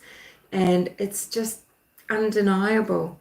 So I'm not relying on witness statements. I mean, look, I guess if BB is saying, look, when I was shown images of Rick Allen and I can see Bridge Guy, look, that is the guy. I know it doesn't sound like the description I gave, but yes, to me, that could be him. Okay, sure. But I'm really not relying, I don't want to rely on witness statements. As I've said before, we know statistically the reason why most people are in jail when they didn't commit something, they've even been put to death because of eyewitness testimony. So I personally don't go with that. Humans are very fallible when it comes to that. But let's face it, that includes a car, okay? We shouldn't expect, no, we can't expect 5 people to describe the same person one way. We expect 5 people to describe one person 5 different ways. Same with car vehicles. So to say, well, they all described a different car, that's just human nature. To me, that's just human beings. And what, you're telling me all these women are really good with car make and models? I don't know. But yeah, there's something really strange going on about that as well. Who was where, when, what, and what actually matters. Does it all matter? Most of it actually doesn't. But yeah, I get attacked in chats because people think that I don't see all the weird shit. I mean, I do, okay? I do. What I'm trying to work to is just these individual things that I can anchor myself to. And the rest, I'm not attached to. I just want to anchor 2 things and build a map as I go like that. Yeah, and I know there's not a lot to anchor in this case, but I'm not going to be swept up by the psychic sleuth, telling me that, oh, well, he went and parked in Delphi, didn't he, at the old farm insurance building. That is an example of manipulation, of this creating this mass manipulation for an agenda, for her own agenda, okay? She knows how much success TCD's had, and she wants it for herself. This person's changed her name, by the way, because this is all part of the MO as well. Often there's a name change so that you don't really know their origins. But she was the psychic sleuth, and I made a few videos about what she said she saw and knew. Completely changed now, of course. So yeah, I don't know what the trial will do. If it's Alan, if it is Alan, a lot of perpetrators, unless they think that they've got a really good case, and I mean, look, Alan might think, look, I've got just this great reasonable doubt case. This is what's happening. I'm going to give it a go. But a lot of people will actually end up pleading because they don't want their secrets out. They want to control the narrative. And even these murderers that want the fame, you know, serial killer usually ends up wanting you to know all the people that they've killed, how they select their victims, how crafty they were, how violent they were, how they, yeah, how they did it. But someone, if it is Alan and someone just committing this crime like this because he's just got into this boiling point, I mean, who knows? He's the type of person that would want to plea because he doesn't want it out, and he doesn't want people testifying against him and, you know, being brought to court and things. And maybe because he knows he can't come up with this exculpatory evidence, which is something that, you know, for all that can be thrown around about the Brad Holders of the world and Elvis Fields and this confession and that confession, it doesn't, you know, if it's Alan, he's very likely to, he really may plea, okay, but I don't know. And with Elvis Fields too, I mean, if you think about West Memphis 3, right, when Jesse Metcalf is giving his multiple confessions, these detectives, I mean, they really do. I mean, we know how it went, right? And they could have done this very easily with Elvis, right? They could have helped him along. Clearly, Elvis got plenty of things wrong. I'd say he said enough things that sounded just like maybe, you know, Eric Williams's texts, but they could easily have an Elvis. So you did this, didn't you? And yes, and Elvis, is it true that a shoe came off? You know, they could lead someone, this person, if he's got this intellectual disability and he's very willing to come forward and, you know, but police get people confessing all the time. These people are time wasters. Now, I don't know if Elvis is a time waster or what the deal is. You know, I don't know. But if police wanted to arrest someone, oh, apparently that's the corruption though, because they don't want to arrest those people because they're all friends.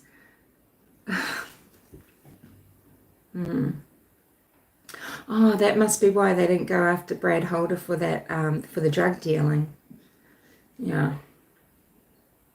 Can you be a drug dealer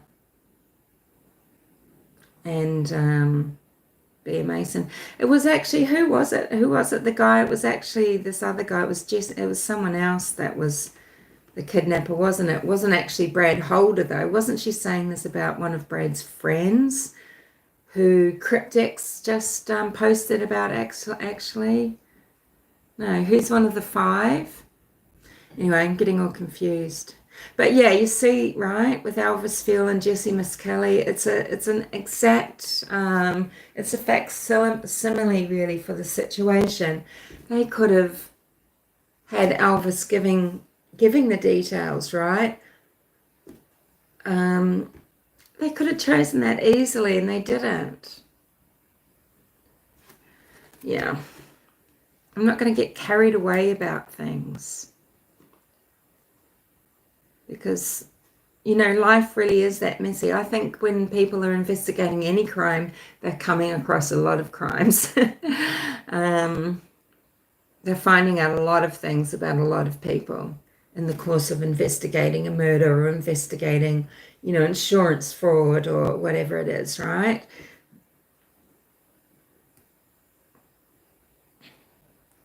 But yeah, there's a lot of people, yeah, being very loose and very fast, very loose with the, you know, when they're talking about facts, and they're being very convincing to the point where you feel like you can't just think straight, you know, and make up your own mind. I think that's, you know, but I'd say there's a lot more people that are on the fence than, you know, people are making out. Anyway, let's wrap it up. Hi, Miracle Hearts too. She says, I feel like defense is insisting Rick Allen rolls the dice on a trial. They've spent a great deal of energy and personal risk to drum up whatever reasonable doubt they could.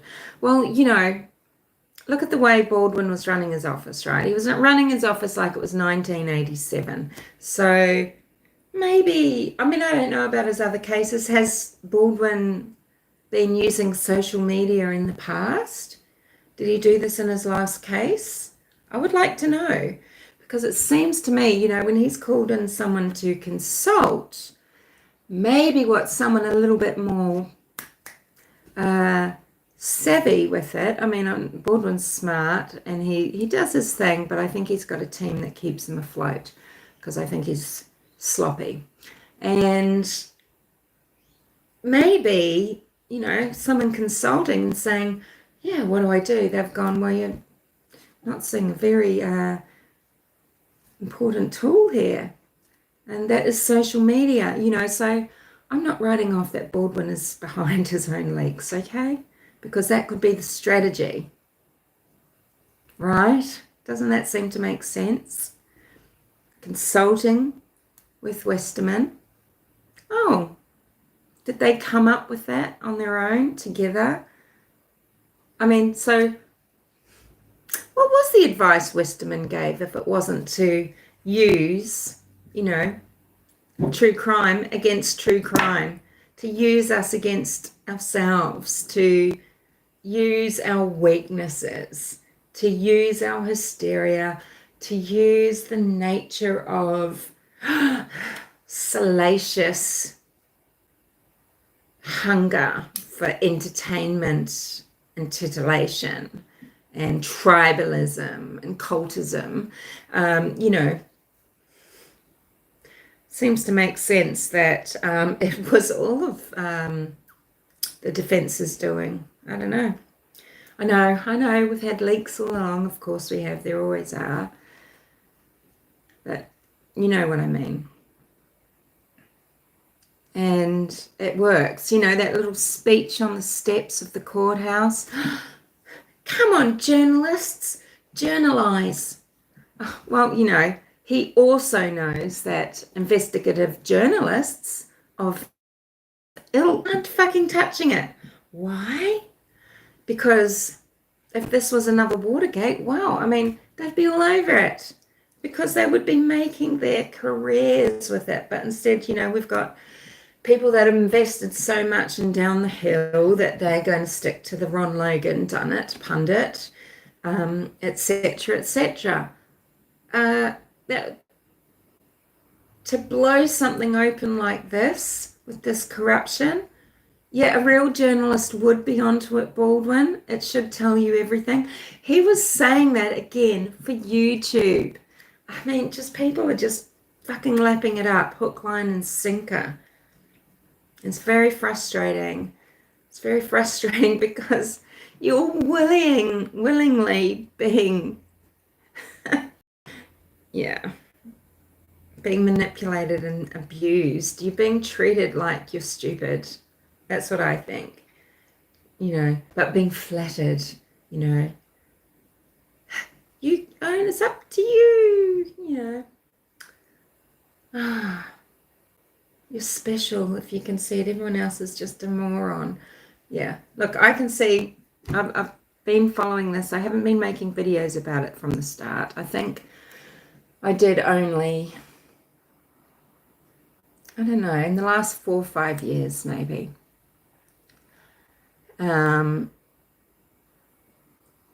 I know all the room. I know, I see the same things, okay? If I said even a quarter of what I think about things on YouTube, yeah, but I don't. Yeah, that's just so in deep now too, and there's people that are just so invested. But here's the thing, right? You can tell what they do. They just move on, right? Because this is, you know, this is personality disorders for you as well, for these people. They don't that shame and everything just doesn't happen to them, because they just know to power forward. They know they can turn anything around and people will be with them. That's so, just like they're not coming out and saying, oh, maybe I should reconsider, because yeah, that whole arrest of Baldwin and Rosie didn't happen. Maybe I was being a bit hysterical about that.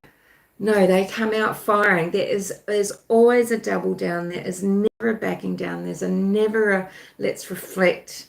Let's, it's always like amp it up, because the plot is so layered, because she's thinking 4 or 5 steps ahead. She's, nah, it'll derail like this, and this. Now you just watch. And then when that doesn't happen, they're like, because, I know what she's doing. And then people going, yeah, I know what she's doing.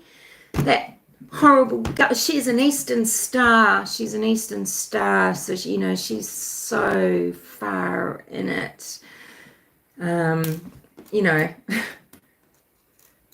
Sure, she might be. She could also just be a woman trying to do her job, getting picked on for her hair and, the way she talks, and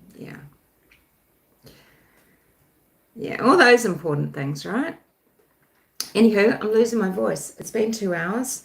It's been 1 hour, 56 minutes and 20 seconds. Thank you for sharing it with me. I've given myself a headache. Thank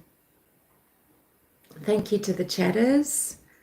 Miracle Hearts, to this account, Ron Hardiman, Francesca. We had Johnny, got Pepper Weasel. Yeah, beautiful. Thanks for letting me dither and rave and blather. Yeah, I miss the bad old days, which, the good old days. Every now and then I'll just pick a random old video of mine. I'm like, yeah, I used to just sit and talk about all different subjects that I, had some feelings about, some knowledge on, and then maybe I've done some research on to check my facts and check the statistics, or or just have seen something happen, like seen someone do an interview and gone, but it's just not the same. But anyway, thanks guys, and yeah, I'll try and do more lives, I guess. Yeah,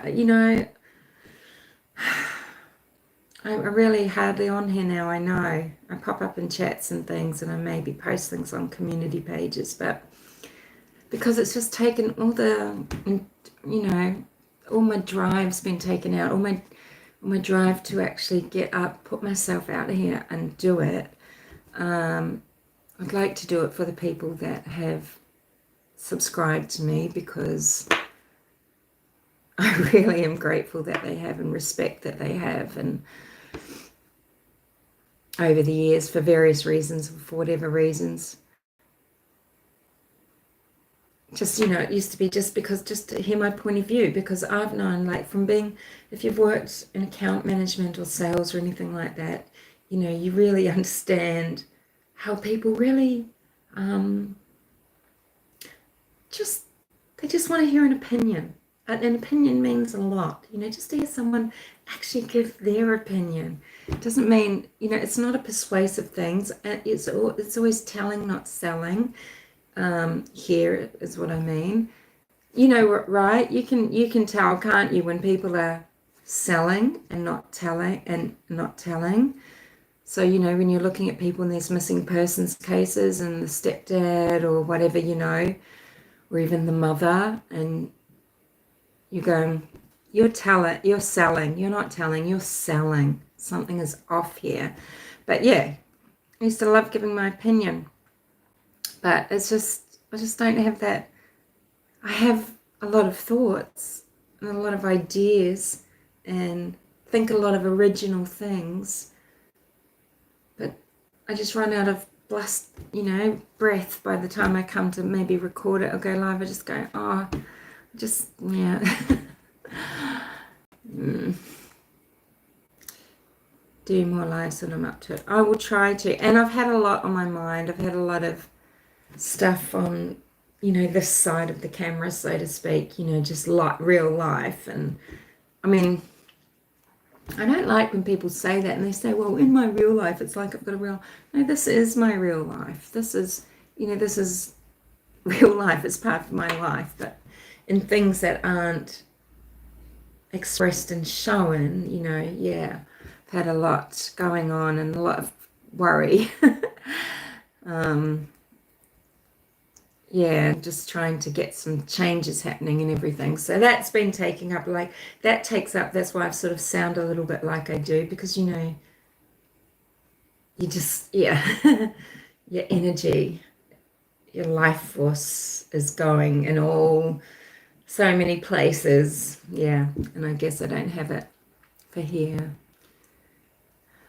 Oh, thanks, guys. You're always a good sounding board. Yeah, you're always a good sounding board. My doggy's all right. So, I mean, if he were a person, yeah, it'd be called legally blind and legally deaf. And he has good days and bad days. Today he went to the creek. It's much harder for him to do so, but he did. He made it to the creek. He's okay. He needs he needs some care and attention, health-wise and everything. Hi, blind squirrel. Yeah, this is the end. But hey, guess what? You get to put it on 2.0 and you get to do the little skippity skip through. So, but hello. Yeah, I saw your little note that you dropped in before. Anyway, I'm just saying goodbye. Yeah, I have been. I've been really tired because my anxiety's been through the roof, Fran. Like, oh, it's just been god awful. But hopefully things will work out. Yeah. But no, Rocky's a good boy. He's a good boy. He's getting up there. Yeah, he'll be 14 in September. I keep saying he's already 14 because, yeah. But he'll be 14 in September. You had to put your dog down not long ago, this account. Oh, it's a dreadful thought, thinking, what's going to happen? How is this going to go, But, he could be going for years, just like he is, you know what I mean? Or he could just, yeah, but it's just always on my mind now. And am I going to be able to look after him properly and, yeah, do the right thing? And it's a huge worry. I know anxiety is awful and I get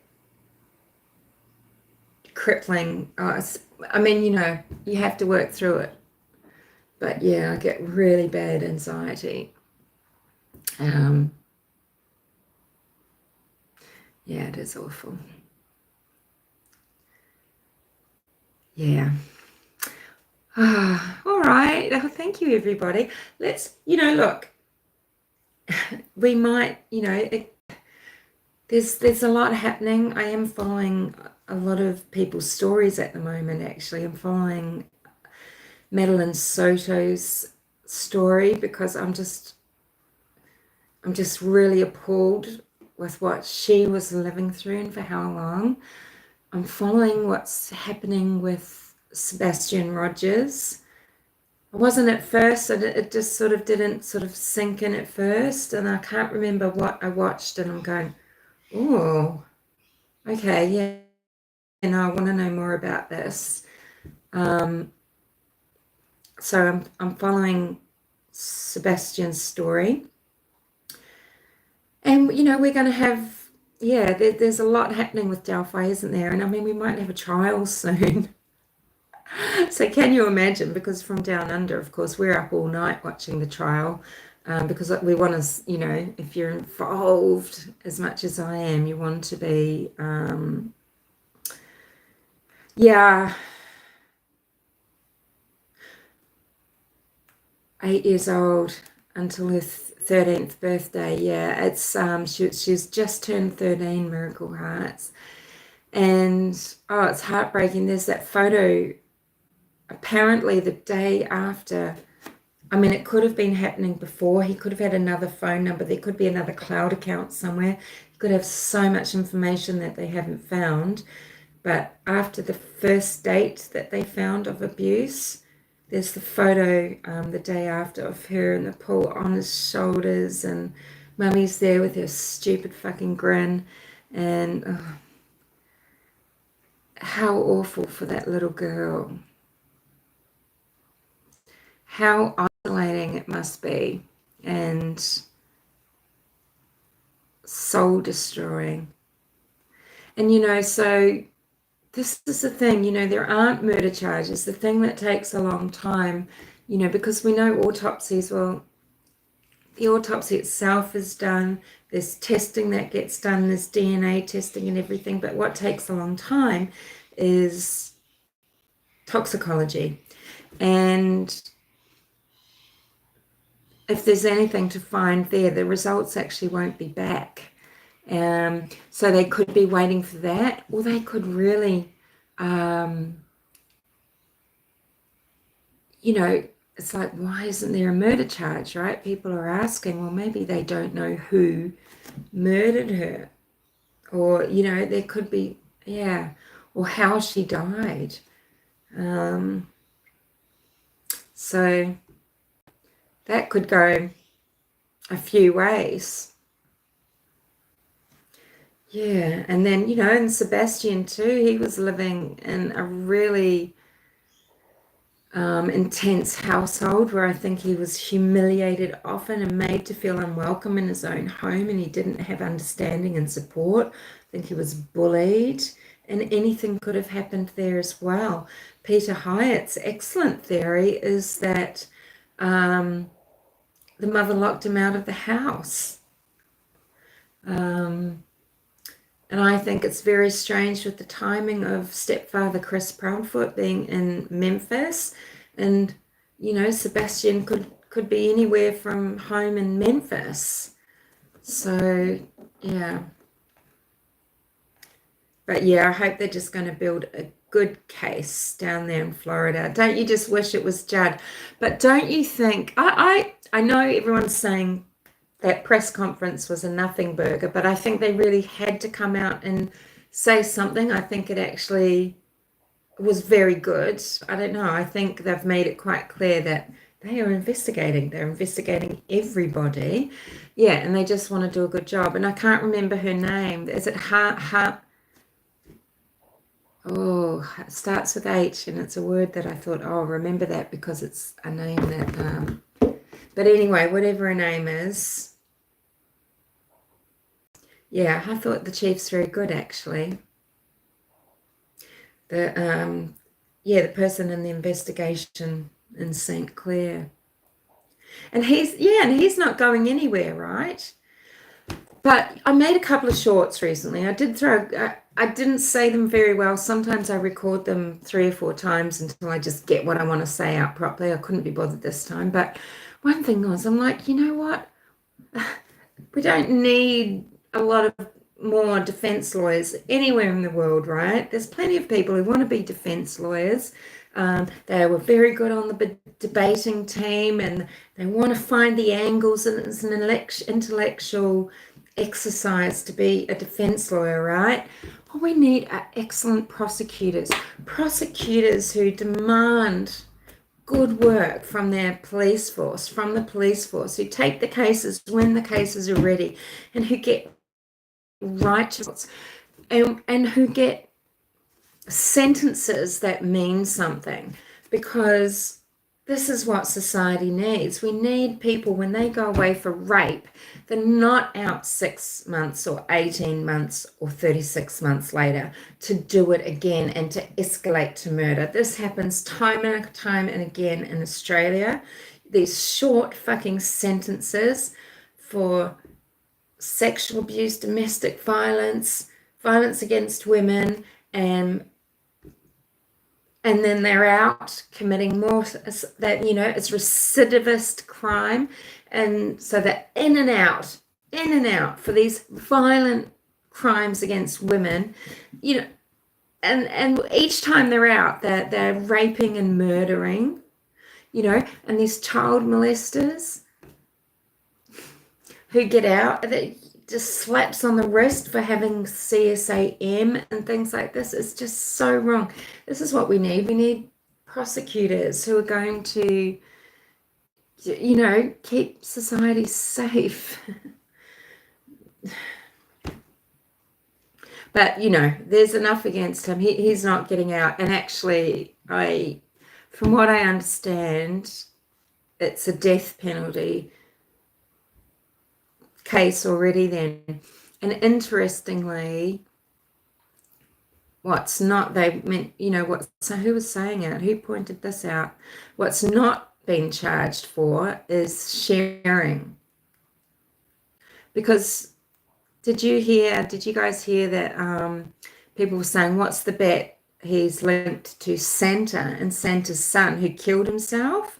So Stephen Stearns were, you know, when he was arrested a few days later, these other revolting abusers, I think they were arrested, but the son committed suicide before he was arrested for heinous crimes against children.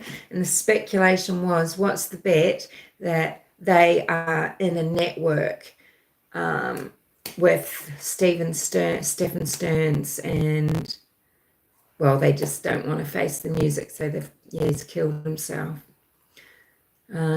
But the charges aren't reflecting that, at least not yet, because he doesn't have distribution charges. Such short sentences, right? For violent acts, you know, just bashing a random woman and leaving them for dead. Slap on the wrist, you know? What right do these people have to be here? There are crimes being committed in America. You've got heinous crimes being committed by people that have been let in on the immigration policies. And who is it? There's someone that's a sex offender, and they've come in and they've killed. I can't remember. I'll find out who it is. It's just they applied, or maybe it was in the UK. They've applied 3 times to move to the UK. This person from, you know, to get asylum in the UK. He's been rejected. He's come in and he's an abhorrent misogynist, and he's committed the most abhorrent crimes against women there. And it's come out now that some bleeding heart wokey has decided to let him in, knowing that this guy's been in prison for violent crime against women. Oh, this is the sort of person that we'll let come into our country. That is just fucking BS, isn't it?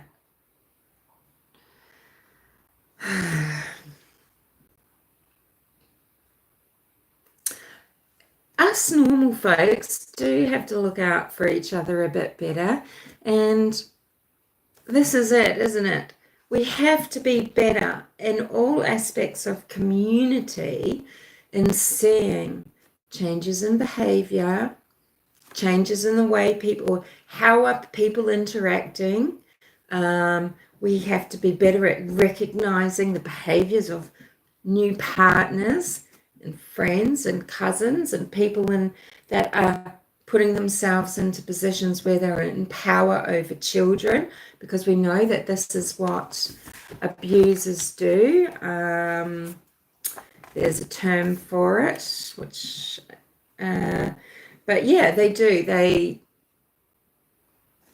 make sure that they are in positions where they have access. So we need to listen to those uncomfortable feelings. We need to see how a child is acting. Is a child's health depleting? Are they looking more and more shut down? Do they, you know, there are clues all the time. There are clues all the time. Yeah, the nursing student, yeah, and there's an illegal immigrant. And who knows how many crimes he's committed, actually, Miracle Hearts, because that was pretty ballsy, really, right? If you think about it, the time of day and the open and the stranger and all of that, you know. So women, you've got, you know, this is the reality.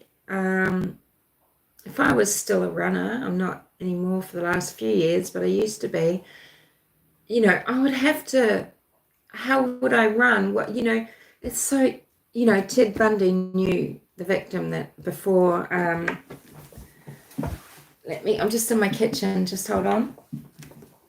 Oh, gotta get a quick drink here of something because my throat just can't bear it any longer.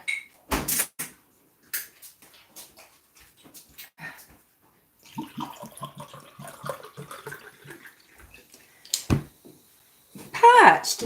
Ted Bundy could pick a victim, right? And you can. Oh, I've got 5% of battery. I'm about to die. I'll just get it and say goodbye.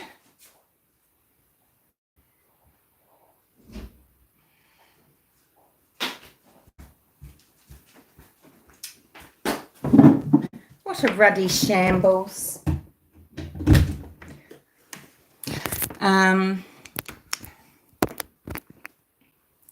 Yeah, you know, the way someone would walk, their demeanor and everything. And I think you know, yeah, you can pick people out, but you know, you need to, who was the woman that, you know, she was running very early in the morning and just got attacked as well?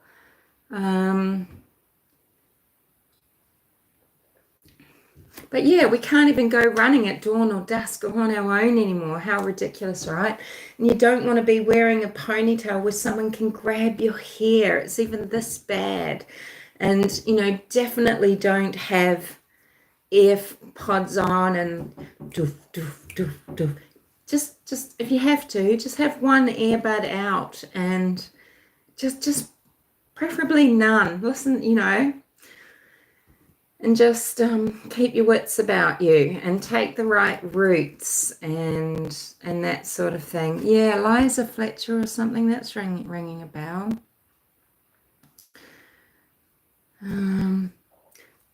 Oh, that is such a good point, this account. Yeah, they're not coming for their dream. They're often running away and trying to reinvent themselves, or just they're trying to actually get out of trouble where they are, maybe. Yeah. But how unfair, you know, this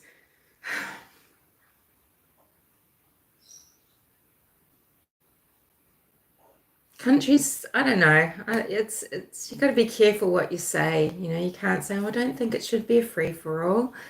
But it shouldn't. The most powerful countries, the countries that are doing the best healthcare, standard of living, etc., the countries will surprise you. Did you hear the speech by the Polish MP? Google it. It's very powerful stuff. Now, you don't have to agree with, you know, his policies or everything about it, but look, you know, you're born in a country, it's pot luck, isn't it? And if then people are going to move around now that we are in the situation we're in, well, why shouldn't countries be very careful who they let in?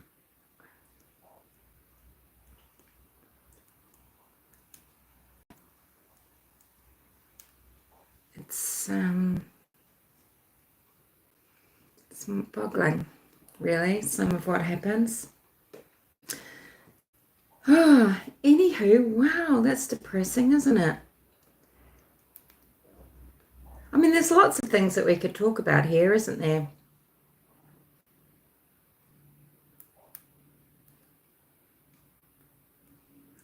Yeah, but you know, this is the thing, you know, if you're slightly conservative, well, you know, people that are saying common sense things, right? They get shouted down and called all sorts of things like bigots and racist and stupid and worse. And it's not true at all. What they do is they care about, they're patriots. They care about the type of society they live in, the standard of living, the way of life. It means something. It means something, okay, generationally and everything. And a lot of people, when they might emigrate, it's not everyone, but a lot of people want to just live the way they did in their country, but, you know, they don't want to live the way of the new country. And it's multicultural and everything. Well, is that the point, though? Yeah.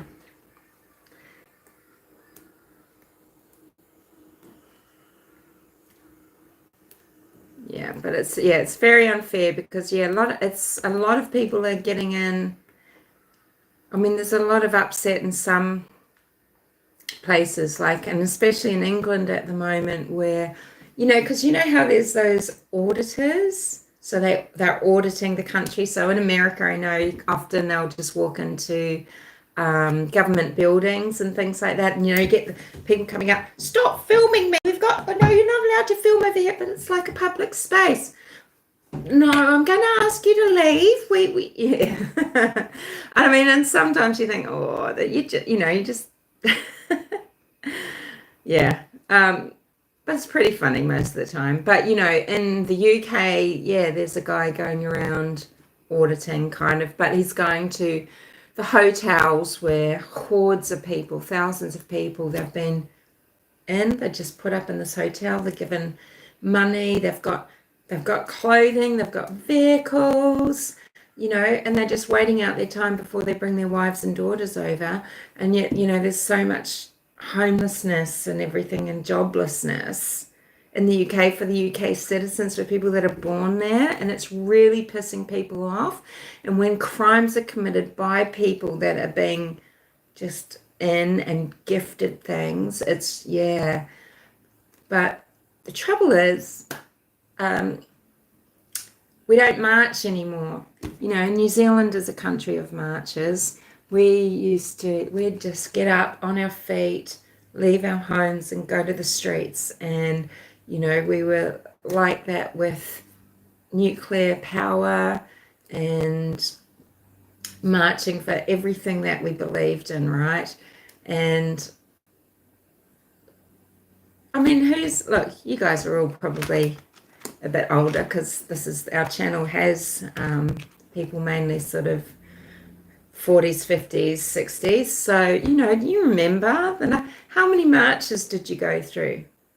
Okay, the first time I was campaigning, it was 1981. That was to halt all racist tours, HART. And I went round and knocked on doors and handed out this little pink piece of paper that said about why I didn't want the Springboks, because I didn't want, I didn't think that we should entertain a country for something as important as our national game of rugby, a country that doesn't let, that had apartheid, right? And, and you think of how many times did you march in the 80s, in the 90s, and, war is so last century, do we do it now? Everyone's afraid to. Or it's just riots for riots' sake, right? I've aged beautifully. Look at my crinkles. Oh my God. I haven't. But I appreciate it. I wish I'd been one of those people, one of the persons who took care of their skin, wore sunscreen, didn't go out and get burnt, didn't use their face so much. Yeah, no. And the same's going on in America as well. But this is what it takes. We've come this full circle where it does take civil war America needs a civil war. Now, don't take that as an inciting violence, please, please. But how else? How else? Is, you know, look at what's happened with Biden in power. You've got men as Women of the Year and war, you know, because that's all about generating money, okay? You didn't have war with Trump, and you didn't have the immigration issues that you had with Obama.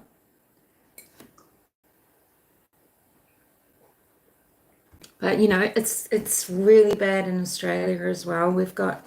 There's issues all over the world. New Zealand is fascist, like Canada, you know, because Trudeau Castro, right? Yeah, it's just crazy.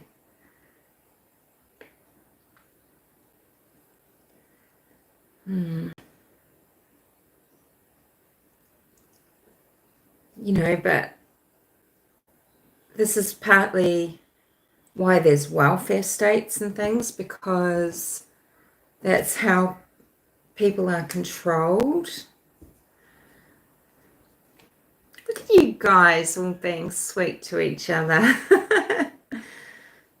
But, you know, you have to have hope, right? Because, I mean, look, True Crime Design, she's the doomsday.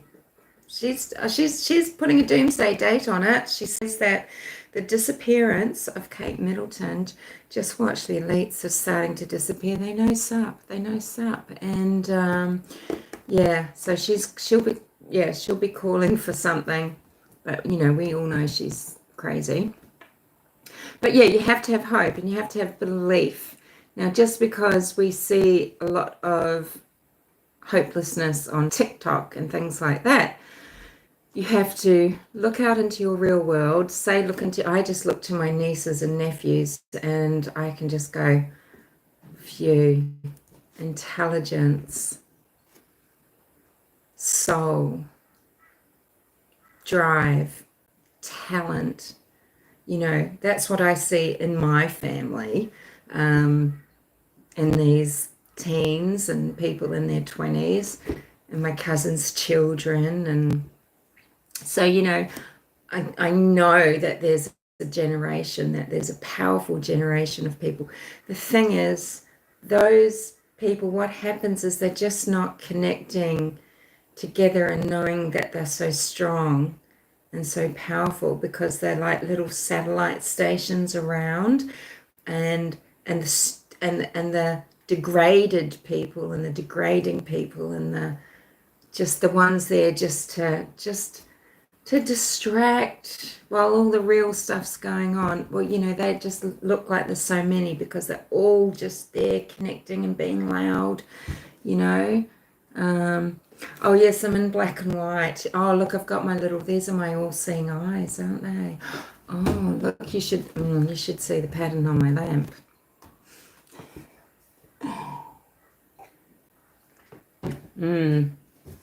It's when I sit here like this that's really, you know, nice and triggering for people. Yeah, sit there making the signs, you know, because, you know, a female wouldn't be making the Freemasonry sign, would I? But, you know, sit here like, you know. But it does, social, you know, because TikTok, China, and people on their TikTok, because they created it, they are showing their industriousness, they're showing their strength, they're showing their military power, they're showing how educated they are, they're showing how respectful they are, they're showing how innovative they are. That's what the TikToks are in China. And look at the garbage that goes on in the rest of the world, like people that can't just 1, 2, 3, or shaking their tush or whatever, and it's just crazy. The full triangle.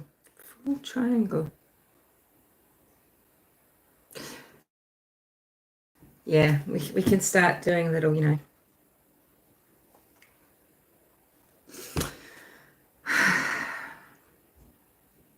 But yeah, so that's what True Crime Deranged is.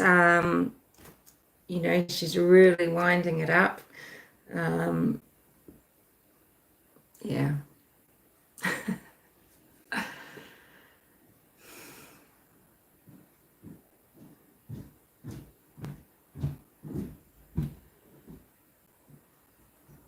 Anyway, all right. Well, that was another 34 minutes of me getting a drink and plugging in my charger.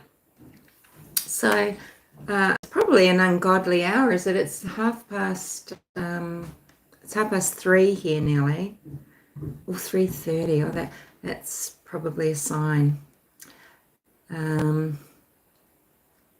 Who is where? It's probably some ungodly hours somewhere. Oh, good. Oh, good. Yeah, bonus 35. Yeah, bonus 35.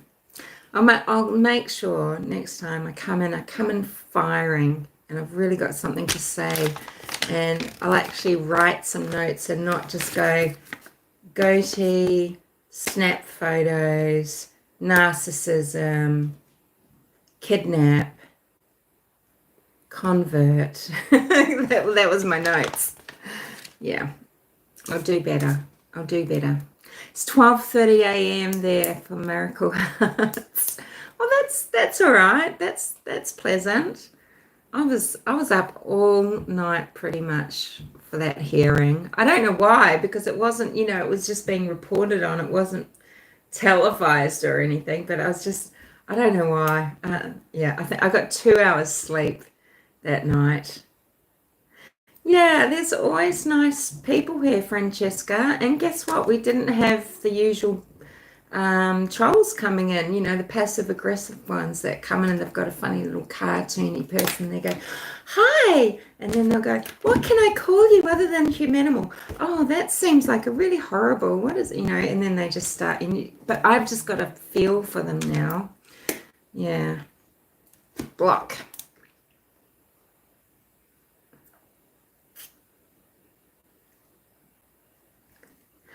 I hope that, look, so many trials are televised, and I think Fran Gull is on board with it. I think she sees that she's going to have to, but I don't know. Don't you feel like anything can happen? And I just wouldn't even take a stab at it. I mean, I thought, no way Brad and Rosie are going to get arrested, at least not at this hearing. They might be, I don't know, for contempt, but isn't it more likely that she just wants to get on with the trial? At some point she'll say, look, I'm fining you $3,000 and blah, blah, blah. I mean, I think she's a lot more pragmatic than people are trying to make out. Yeah, yeah. Yeah, so I don't know, but if it's not televised, wow, what a stink, right? And, because look, in America, you do have this transparency and everything. So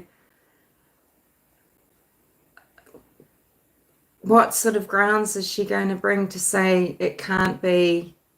I don't blame her for saying, no, look, you guys have been screwing this up. We've just got so much shit going on with this, and we're not getting through things. I mean, look at how Rick Snay was acting. But yeah, hopefully she'll transmit the trial. I don't see why she would have grounds to do it. I mean, all your trials are video or showings, so they did such a big trial that well, hold on, because was Laurie Vallow Daybell's trial just audio? Even if it's just audio, you want to know what's going on, right? But I would really like to see. Oh, it's a hot mess. It is a hot mess. She just has to be so over it. You as a judge sitting down looking at what's going on, you would just be so, yeah, horrified and more. It's embarrassing. It is so embarrassing. And people, not all the people that are involved, because some of them I feel like they've just, I don't know, but for the most part though, all the letter writing and everything, stop wasting resources, you arrogant, narcissistic fucks. So Chad had cameras, and Laurie's was audio, and that was all right. It was funny watching, well, I can't say funny, but it was, yeah, watching Letitia Stalk. Oh my God. That woman, she is just a walking meme. Did any of you watch Alex Erickson? She did a meme competition for Letitia Stalk. Indiana is pretty conservative, Miracle Heart says. Right. Anyway, let's say nighty night. Let's hope that there's cameras. Let's hope that we go ahead with a speedy trial, although I can see how possibly, I don't know, I'm confused. I'm so confused with who's trying to delay this trial and who's not. I don't know. Some days I do believe that prosecution are trying to delay, or defense. I don't know. I think I kind of feel like defense, I don't know, is delaying. But anyway, since I've got nothing to add about that, Letitia is evil, and yeah, she's evil incarnate. She's evil incarnate. She's possessed. She's a sociopath anyway. And to do what she did, she killed Gannon over and over again, basically, didn't she? She just treated him, yeah, so terribly.